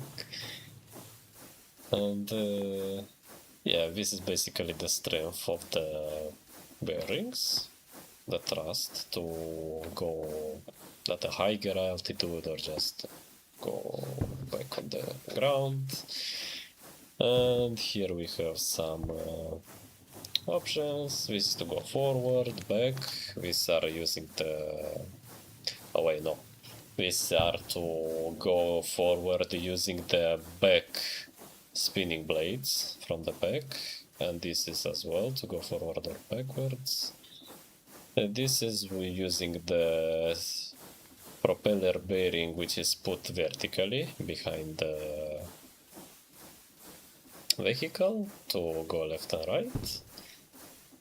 This is to, when we hold this button, we're telling the gyroscopic propellers to stop trying to adjust to hold us horizontally. And the space is basically reversing the thrust of the propeller bearings, just in case I need to fall down somewhere very fast. And this is for the propellers behind to go forward and back, which you will be using a lot. Like these ones, to go forward and back. This is to go left and right. And for W and S, it's to rotate this propeller bearing a bit to this side or to this side. And the shift keys for the redstone links attached to the gyroscopic propeller bearings. To disable the thing which we are... when we try to maintain, it should be somewhere here. Yeah, it's here, see? It's trying to maintain a good spot when it's tilting a bit, because it tries to hold horizontally. You apply redstone signal and it's just ignoring it completely. When it's powered by redstone, it works like a normal propeller bearing, not a gyroscopic one. which is nice that you can configure it like this. And yes, I think I explained everything. We basically have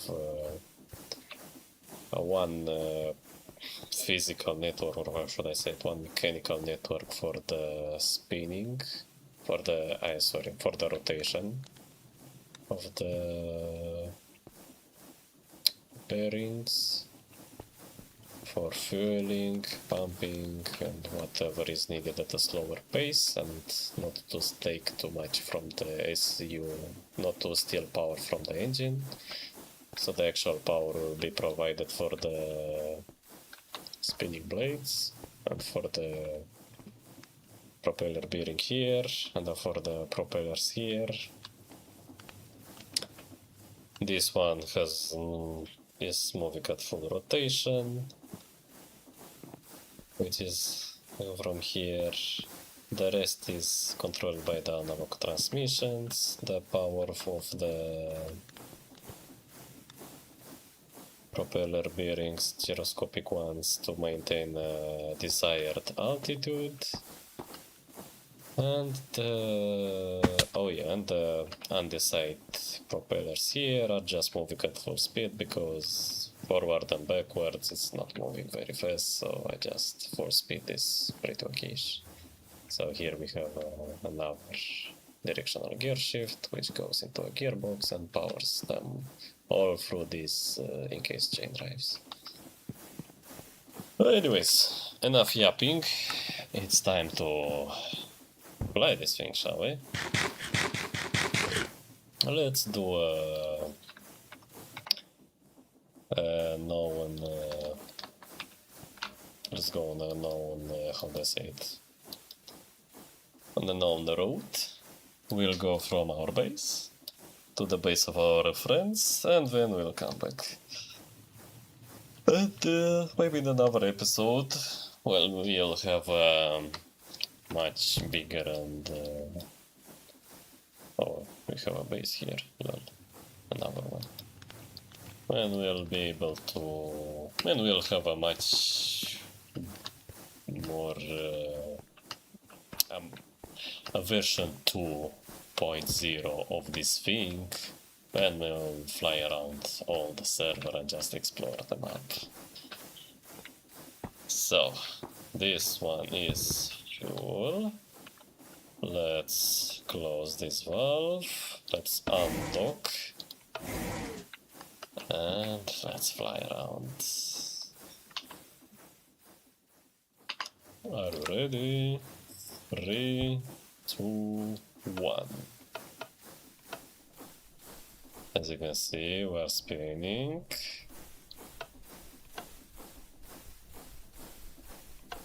And now we should go up. Exactly. And as you can see, it's hard for it to be horizontally due to the, well, I don't know. Hey, what's happening? I'm seeing everything in this... the hell? Hold on a second, something strange is happening. Let's go back.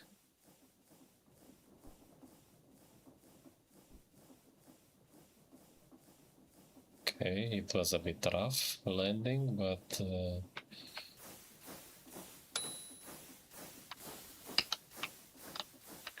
am I seeing everything with this color right now? I think I have a bug with the distant horizons mode now. What the fuck? Let's dock it just in case. Come on, come on. Closer, closer, closer, closer. Ah, it's too far away. That's no problem, I can just do this.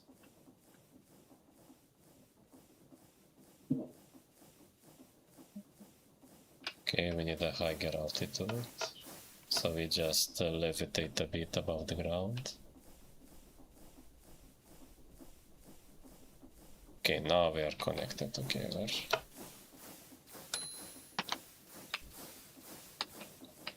Maybe let's go in the Nether and back. We should solve the issue because it feels like it's winter now for some reason. And let's go back.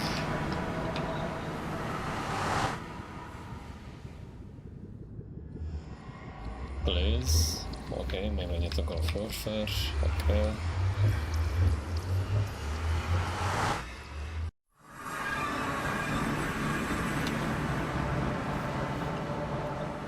Okay, I'm gonna ask it.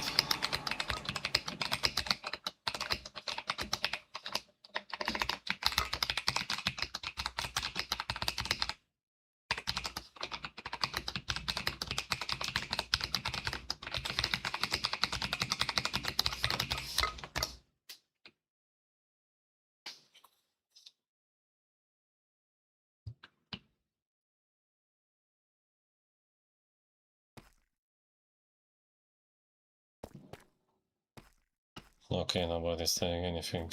Is it? Oh, I have to screenshot this because what I have.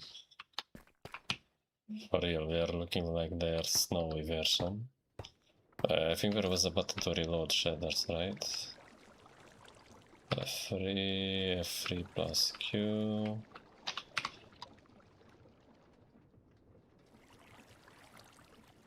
Clear check, copy location, reload resource specs. And there was one to reload shaders as well, right?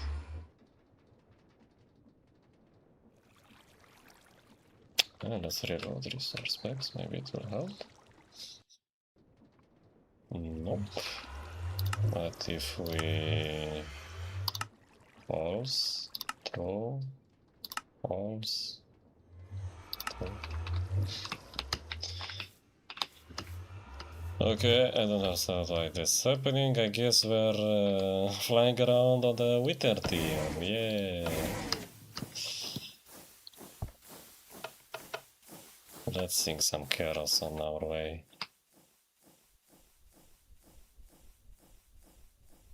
Okay. Now we should start flying. Nice. As you can see with this from below, I can adjust to stay more horizontally. Beautiful. And now we can go around. Yay!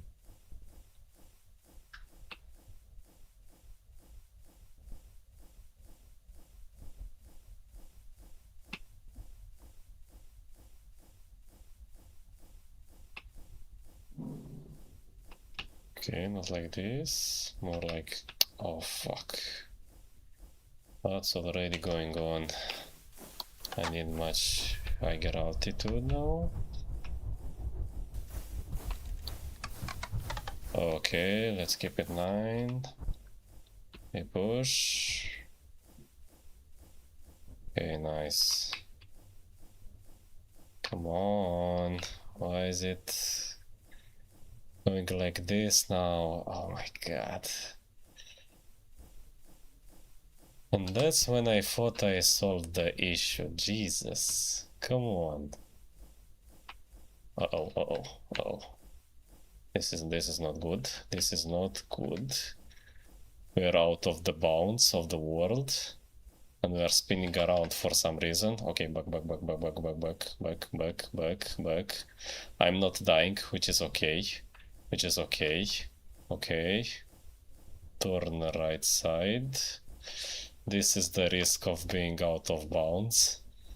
Near the world borders, sorry. It's lagging a bit. It's... Okay, it's very lag sensitive, I guess. Okay, it's fine. We won't be out of the bounds for too long. We are going back inside. Okay. I guess if we don't move forward, it's losing control of the gravity much quicker.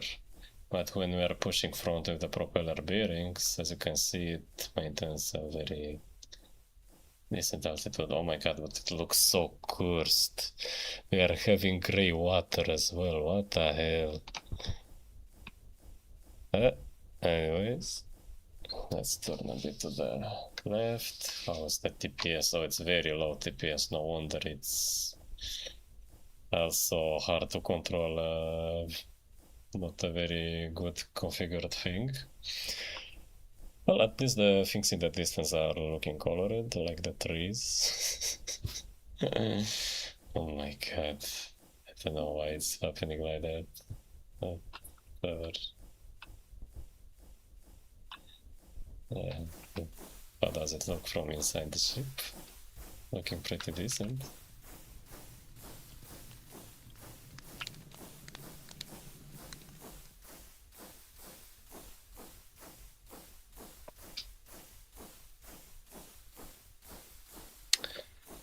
And we are moving at the speed of 10 blocks per 2 seconds. Yeah, 5 blocks per seconds. Per second, sorry. Not very fast. Yeah, it looks like 5 blocks per second. This is what you can achieve with for andesite propellers, but with some big propeller bearings, it should work much better. So I'll just have to readjust this whole design, and of course in the next stream I'll show it to you guys how it will look when everything will be done. Oh, I think we can already see their base. Yeah, look. Can actually see that from here. Damn, the Distant Horizons mod with Crit Aeronautics is really a nice combination. Yeah, I forgot it's a bit sensible with the thrust. I applied too much thrust while trying to move right, and I moved too much. Okay, but now it's okay. Nice. We are not online yet, so I'm not going to land on their base. I'll just go around and go back. But hey, it's working. We are maintaining a very nice altitude. If you want, guys, just for you, I can try to go much higher. Why not? Shall we? Because we are already at 200 blocks and we are not at full power, so we can go even higher if required.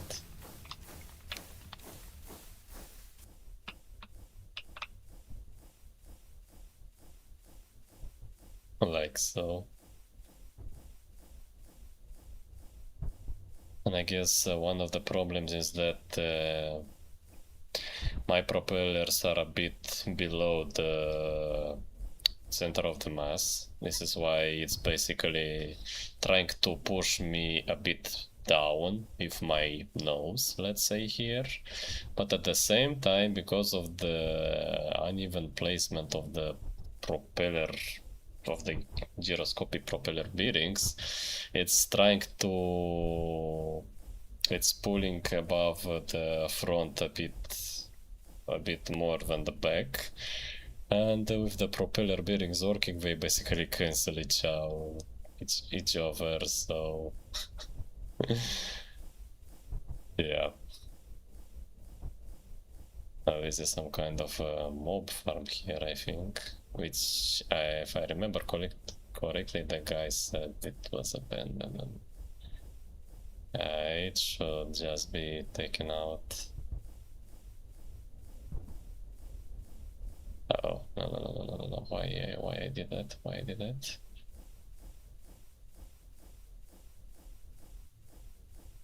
Okay. Nice.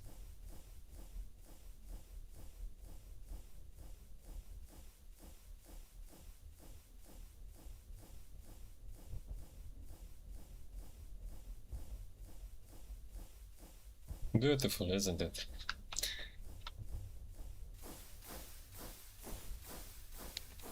And we are not at the full height yet.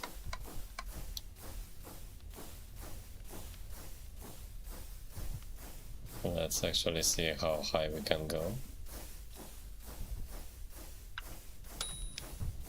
Oh, oops. That was an accident.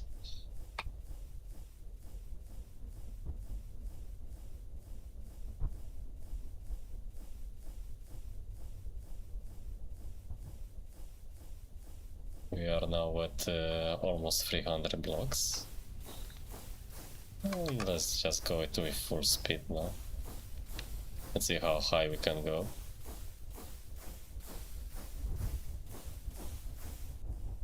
We are at 307 blocks. Nice. Well, I guess it's just due to the limited air pressure. At this height, it just doesn't feel very different. And let's see if it doesn't stop the engine when I want to control other things. Okay, it does. It does. I tried to turn left and to control the rotation of the spinning blades from the back, and it ran out of power. It didn't have enough power. Oh shit. Okay, I need to be careful. Let's turn it like this, for example. So I do have some limited power here. So let's be careful. Let's actually lower the power a bit. I guess the full altitude is useful when the full power of the analog transmission here is that when you want to go, I don't know, to go at a high altitude very fast, and then we can just lower it and go around. But yeah, it takes some time. Oh, there's also very interesting base here. Can I zoom to it?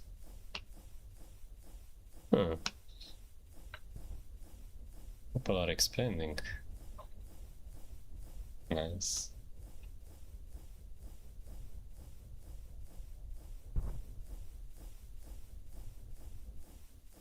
How much lava do we have?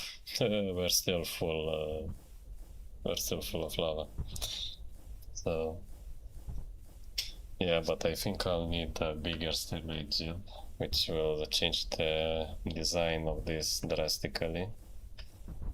Because right now I'm using 4 andesite propellers, but I want to use maybe just 2, but propeller bearings with sails, and it will take much more power. Oh, there's basically an airship below and another base below.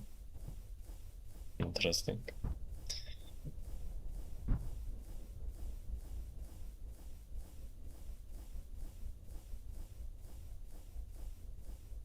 Bit of turning.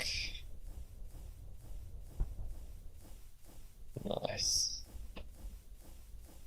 Let's make another screenshot, because why not? And we can already see their base much closer. Can we see them like this? Oh yeah. Isn't it beautiful? Why is that block looking like that?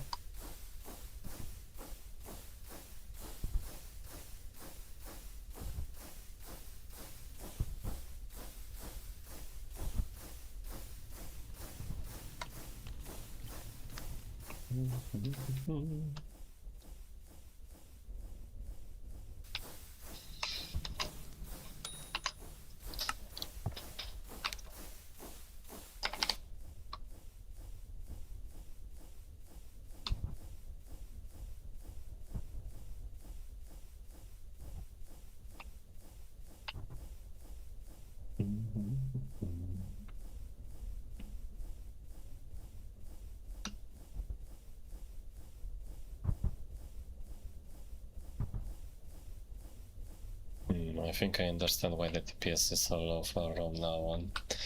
Because if we use a separate thread for the physical contraptions to go at full TPS, it's basically still stealing some computational power, and so the effect is that, okay, the airships will not lag anymore, but everything else will lag a bit more. So, yeah.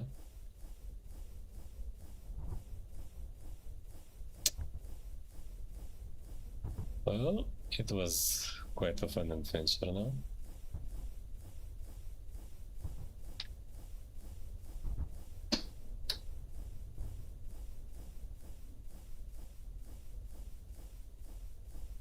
And we are close to our friends. Let's actually lower the altitude a bit. Oh, it's lagging.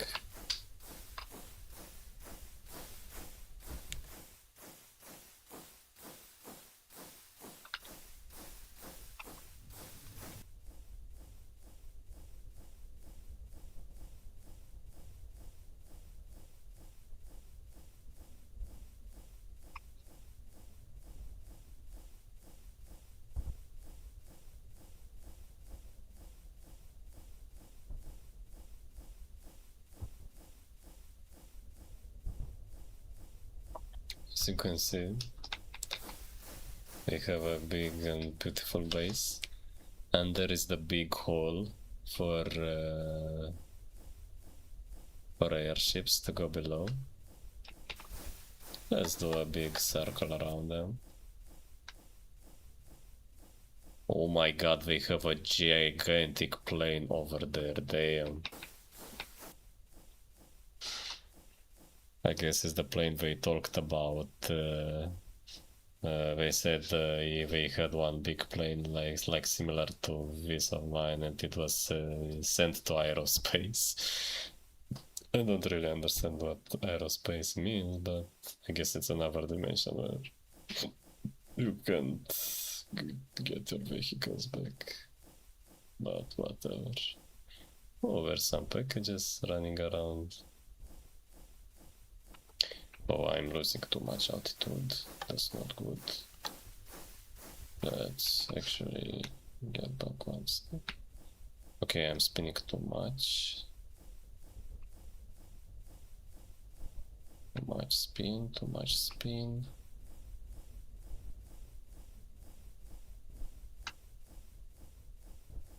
I don't like how it's oriented right now.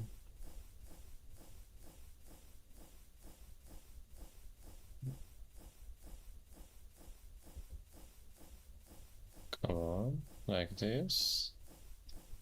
Like this. Oh, it's doing worse. Okay, space. Push down.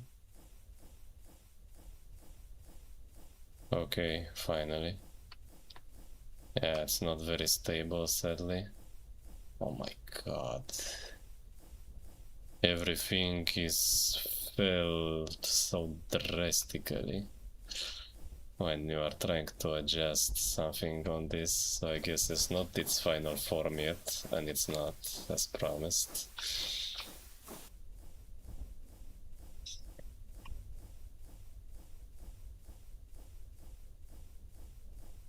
Okay, stop please. Nice. I guess we'll go around their base like this.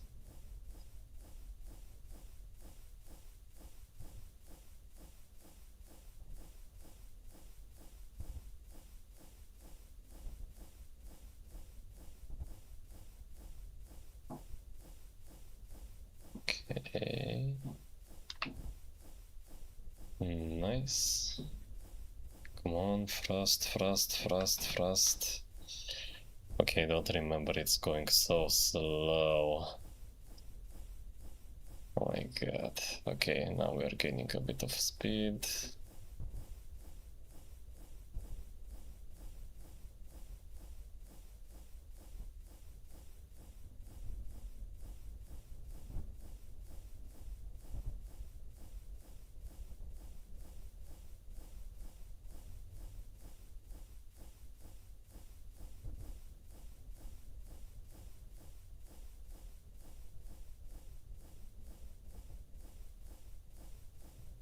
Well,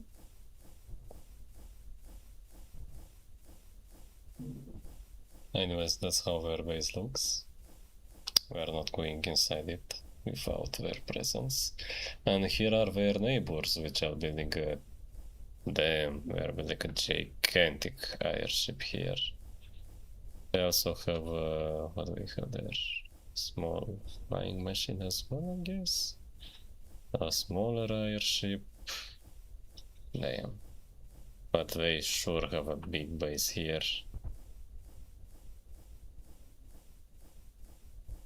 Looks like a black mesa, honestly. From Half-Life. If you look at it at the right angle. Yeah, that's what happens when you play with more friends. The base actually looks more beautiful and much bigger. Mine is just a hole in a mountain compared to these things. But whatever. Yes, they can't waste much time on designing things. I mean, that could be done later.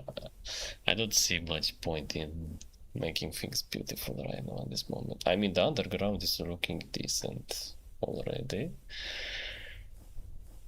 And yeah, the above surface could also be made to look much more beautiful, but with time, patience and time. Oh, another airship here. Nice.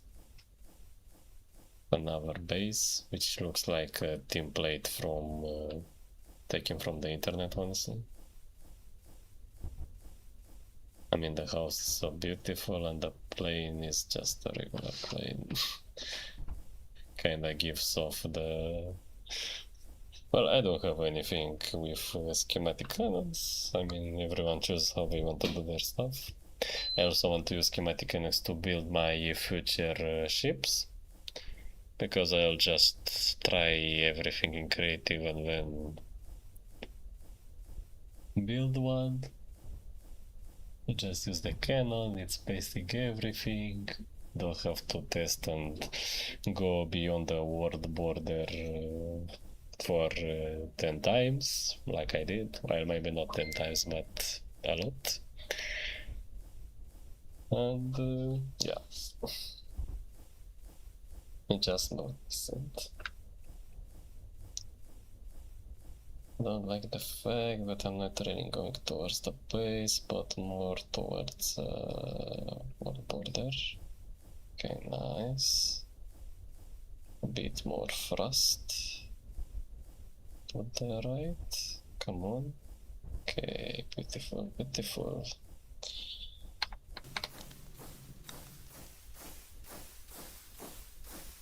And we're still on 16 fuel. Amazing, isn't it? I mean, this adventure, I'll see when I land there on the stream how much it lasted. But yeah.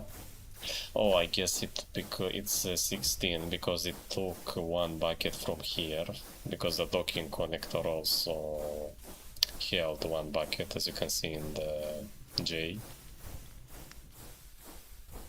And it can also transfer power from the other mods. Yeah, it's still dragging me a bit to the left, as I noticed. So I'll have to go a bit towards that pillar. And right now it used just one bucket, and the rest is just working as it was.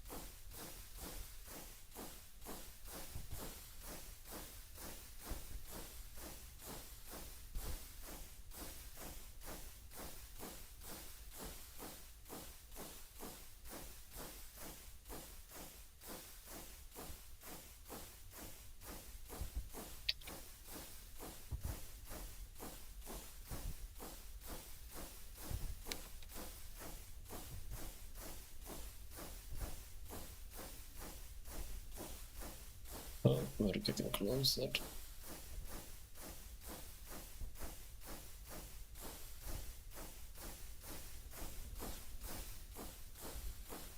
Let's lower our altitude a bit.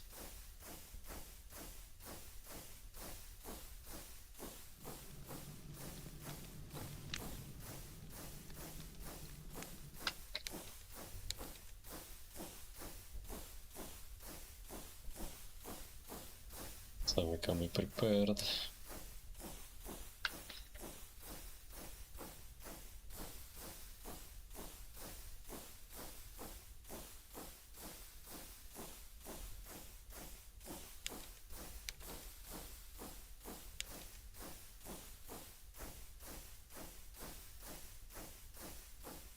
Jesus, someone really wants to sleep. I guess I'll help them if nobody wants to sleep once I end up the stream, because that was the target of the stream, honestly. I showed you everything I've made, guys, explained how it works, and kept the good part at the last. Oh my god, this is a big airship right here with everything automated. What the hell?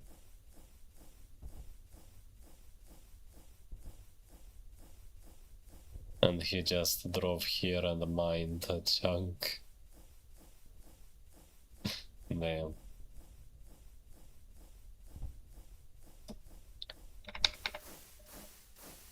Okay.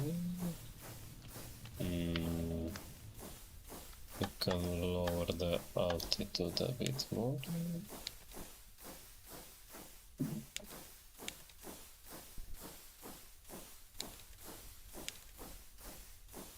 Okay, let's slow down a bit. Because it still maintains velocity. And let the air pressure do its thing. The air friction. Okay, it's too low. We don't need to go this low now. Okay.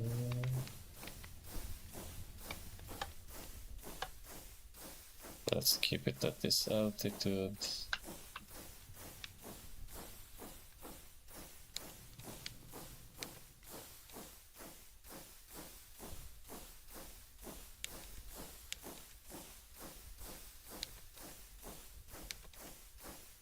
Okay.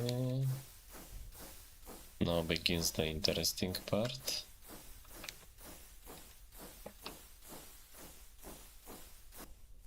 The parking, I mean. Let's go a bit more forward. I want to go slower so I don't accidentally lose control and go outside the world border again by mistake. Okay.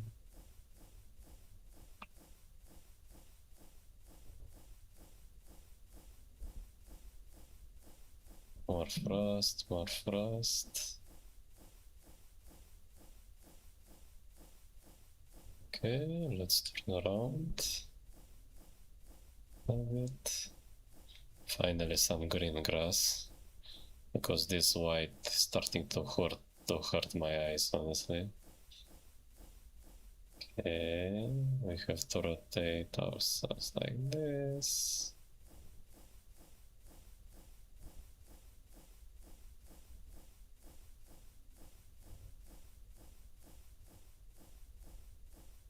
It's lagging. Okay, the lag stopped.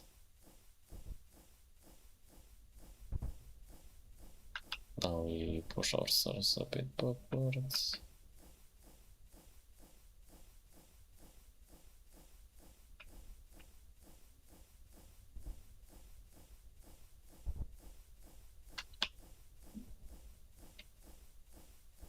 Alright.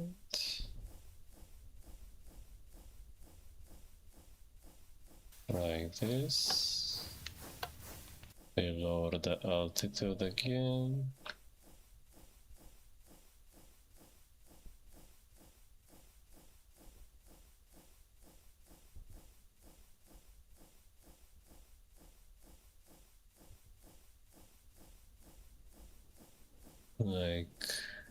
this, I guess.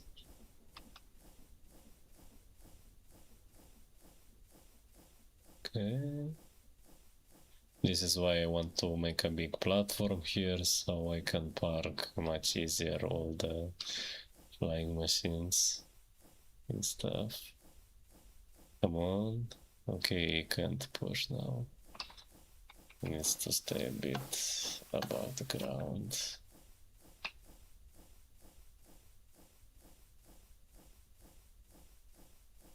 Okay, stop. Please stop. Uh-oh, I land above the... this is bad.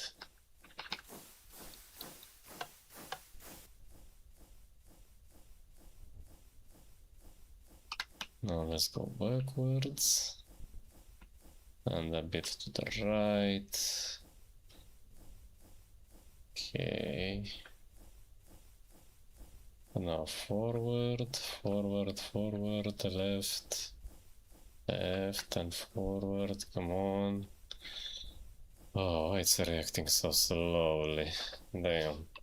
I'll try to put it more near the Nether portal, because the area is much more larger here. I'll just reverse the thrust for a bit. So I go lower. And like this. Okay. Stop it at this angle. Go forward. Nice. Whoa, it's still going.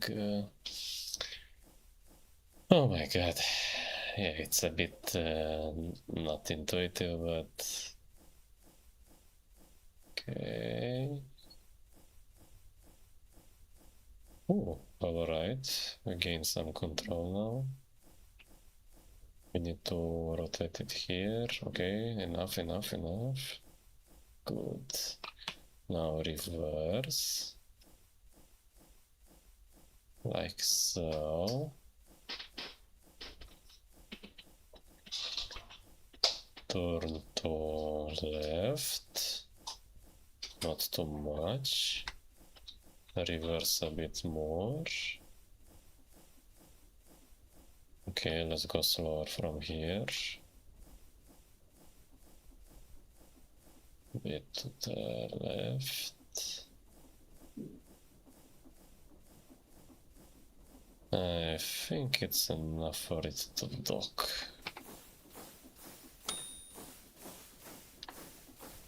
Let's see.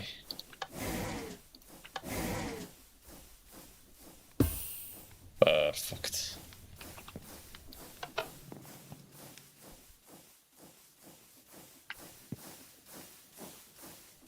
Amazing. That was the small but long trip. Let's actually check out how much time it costed. If I... Oh, hello. Sorry, I didn't notice you. If I join, can you help me build something? Yeah, sure. I can help you if you want. You get the materials and I help you design it if you want. No problem.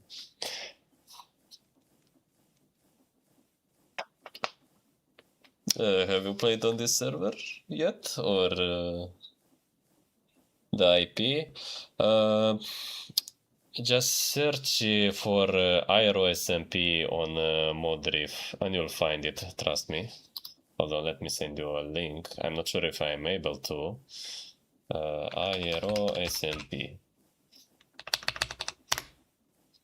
Hold on. Let's see if I can send you the link. Yeah, it should be this one.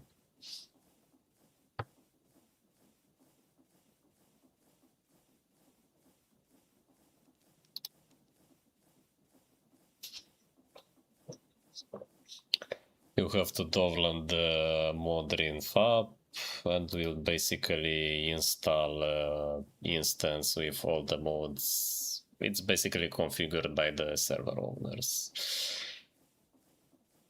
You just have to do a few clicks and you'll have everything what you need to play on the server, including the IP itself. It's added there by default, so you can just join the server.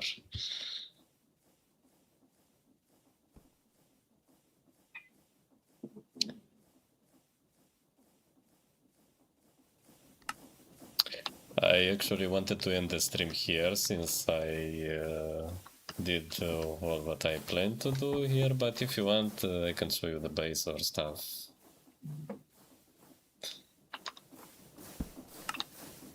The moment you are here. Only if you want to.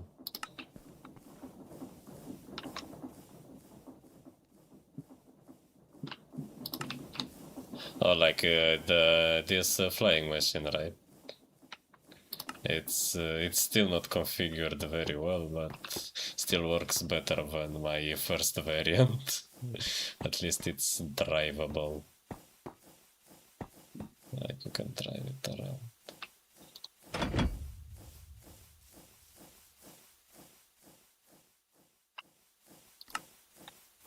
Have you ever built something in Create Aeronautics? I mean a vehicle or something?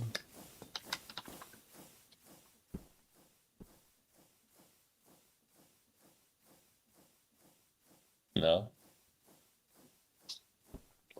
I honestly I really wanted to, but in creative it felt a bit like not very rewarding, you know.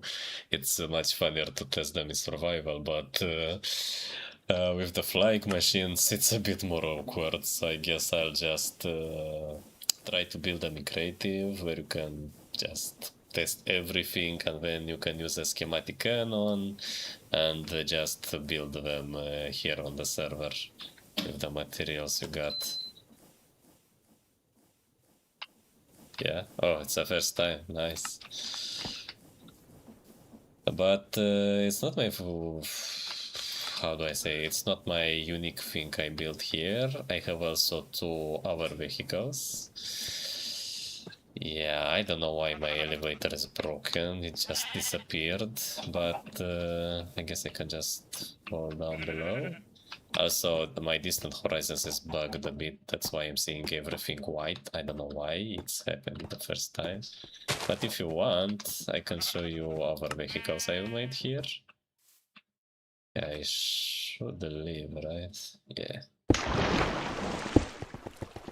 Basically, this is my base underground. With some stuff automated. And here are 2 vehicles I have used. This is my first one I've made. It's basically a drilling machine. You can drive it around using the belts. Well, it's not very... It drives weird. I mean, it drives forward, but it tilts a bit to the left or right. I don't really remember for some reason. And it has a... the funny thing is that I can drive it around without putting lava. It has enough SEU just to drive it around. Like, let me adjust it a bit. Can adjust it, turn a bit left, right. And let's drive it backwards. I don't know why this second vehicle here is basically a truck. I don't know why it's tilted like that. I don't remember to have left it like this. And basically what we need for this drilling machine is to the drills to work, of course, and this is why I have my clutch here, which basically if we put lava on the blaze burner there, and this basically level 1 steam engine will... oh, nice.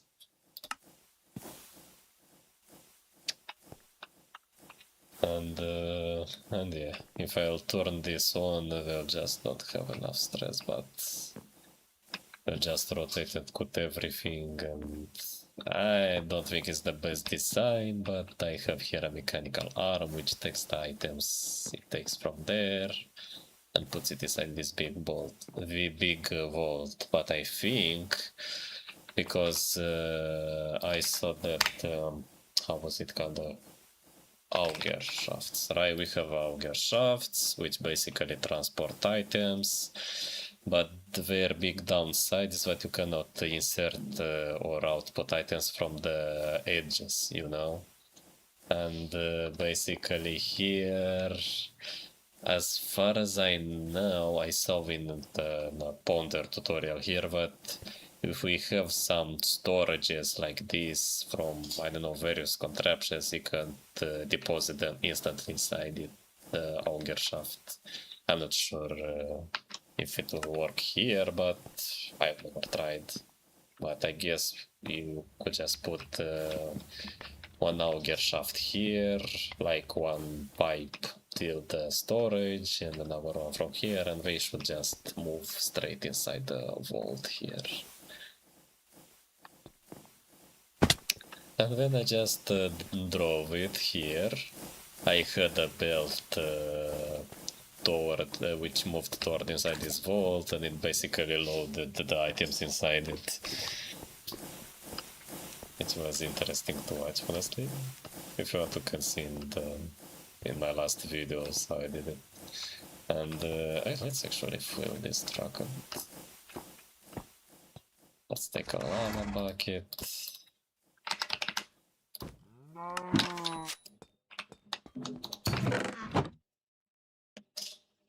Why is that bucket spinning?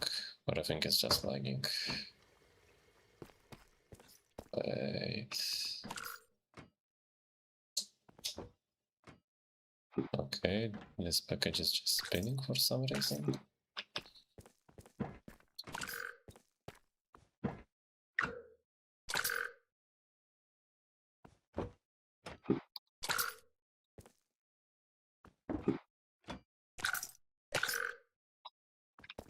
I think it's just a visual bug, because I can't even take it. Yep. However, strange things are happening. And yeah, what I wanted to show you is to, we take the lava, we put here in the engine, so we can actually drive the truck around. And what we can do, you can actually use the mechanical bearing to... What the fuck is going on here?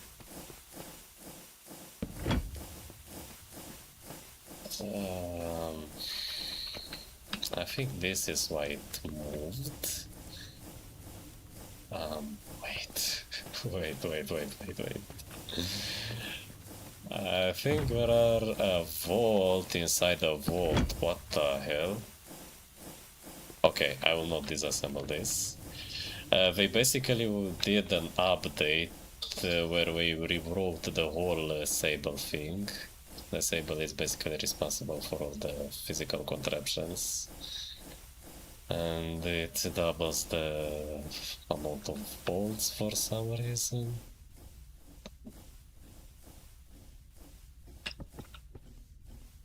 But I can drive the truck around like this as well. But the best part was that I could tilt the cargo, you know, like a real truck does. Because I have the main part with these two wheels in front, and the wheels of the cargo of the vault in our case were just these two you see the back here. Your PC is very laggy. Well, you'll have to lower the settings or something. I'm sorry.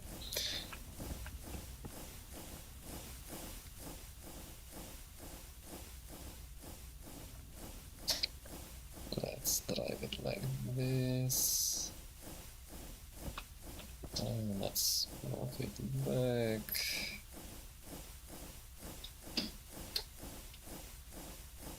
Like this.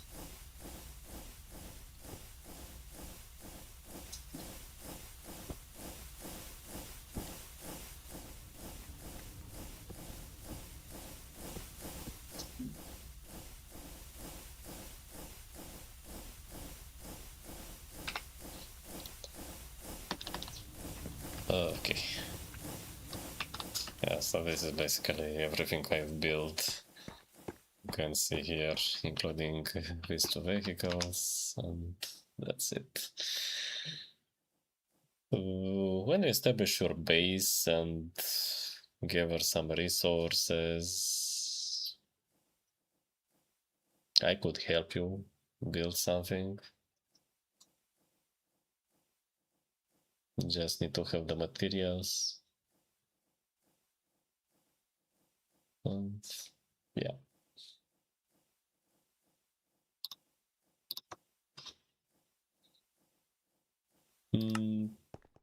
I don't know, anything else?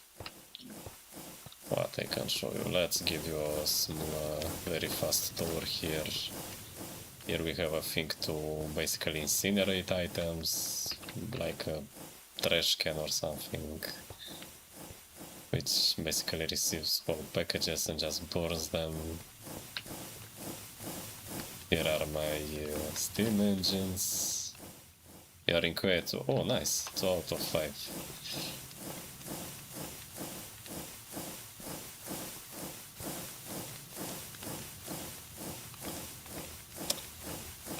Steam engines. Here is the infinite lava source. Here are my bolts, which basically transport items from one to another to actually use the whole space they have. Here is a table of all my automation. All the things which are automated.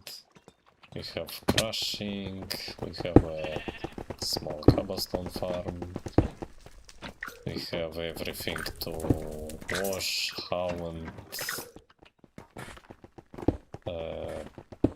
smoke and smelt, a small crop farm, a small tree farm. Here we are growing some mushrooms. Also have this belts to move around much faster. I'm actually planning this to make in much more floors, because, well, we have a lot of space here.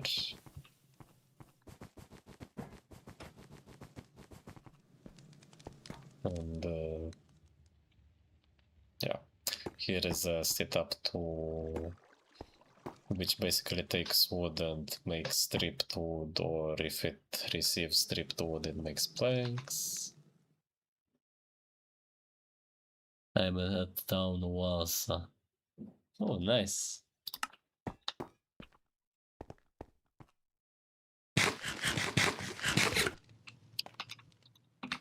If you want, I could give you some stuff to get started.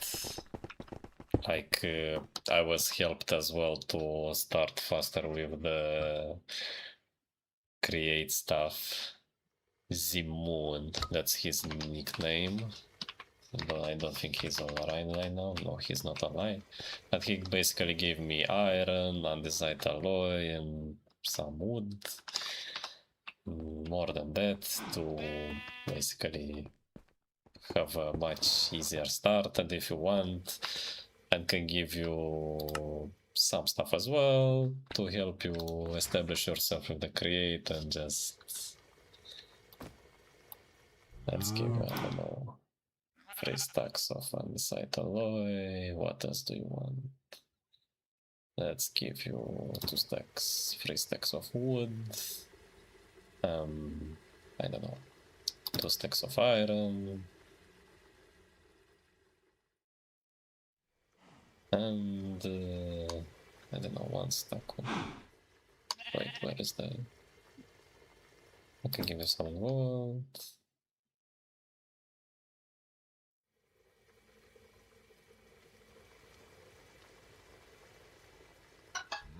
A bit of redstone. Oh, sorry. BRB a bit.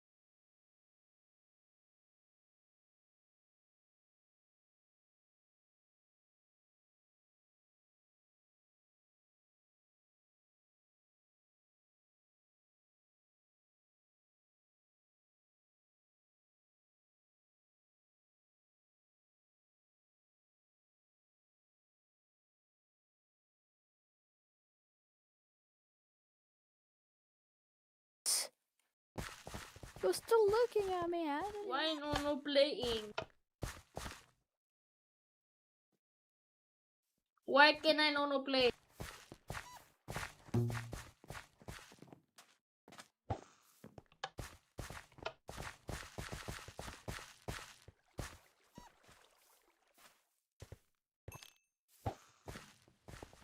Why can I no playing?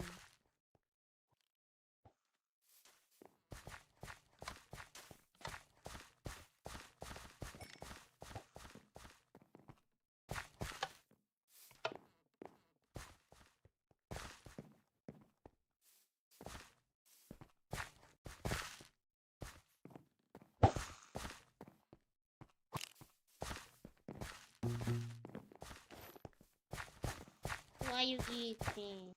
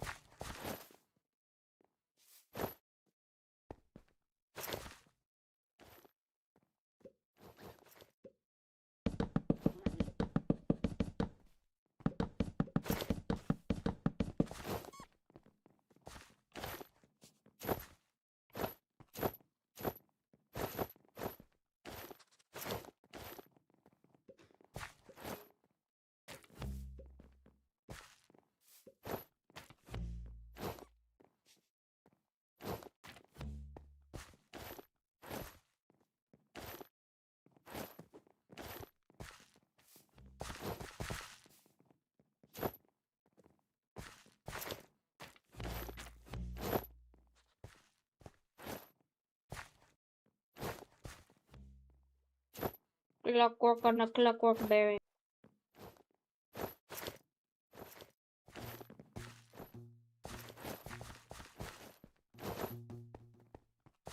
Mama Kawalahi!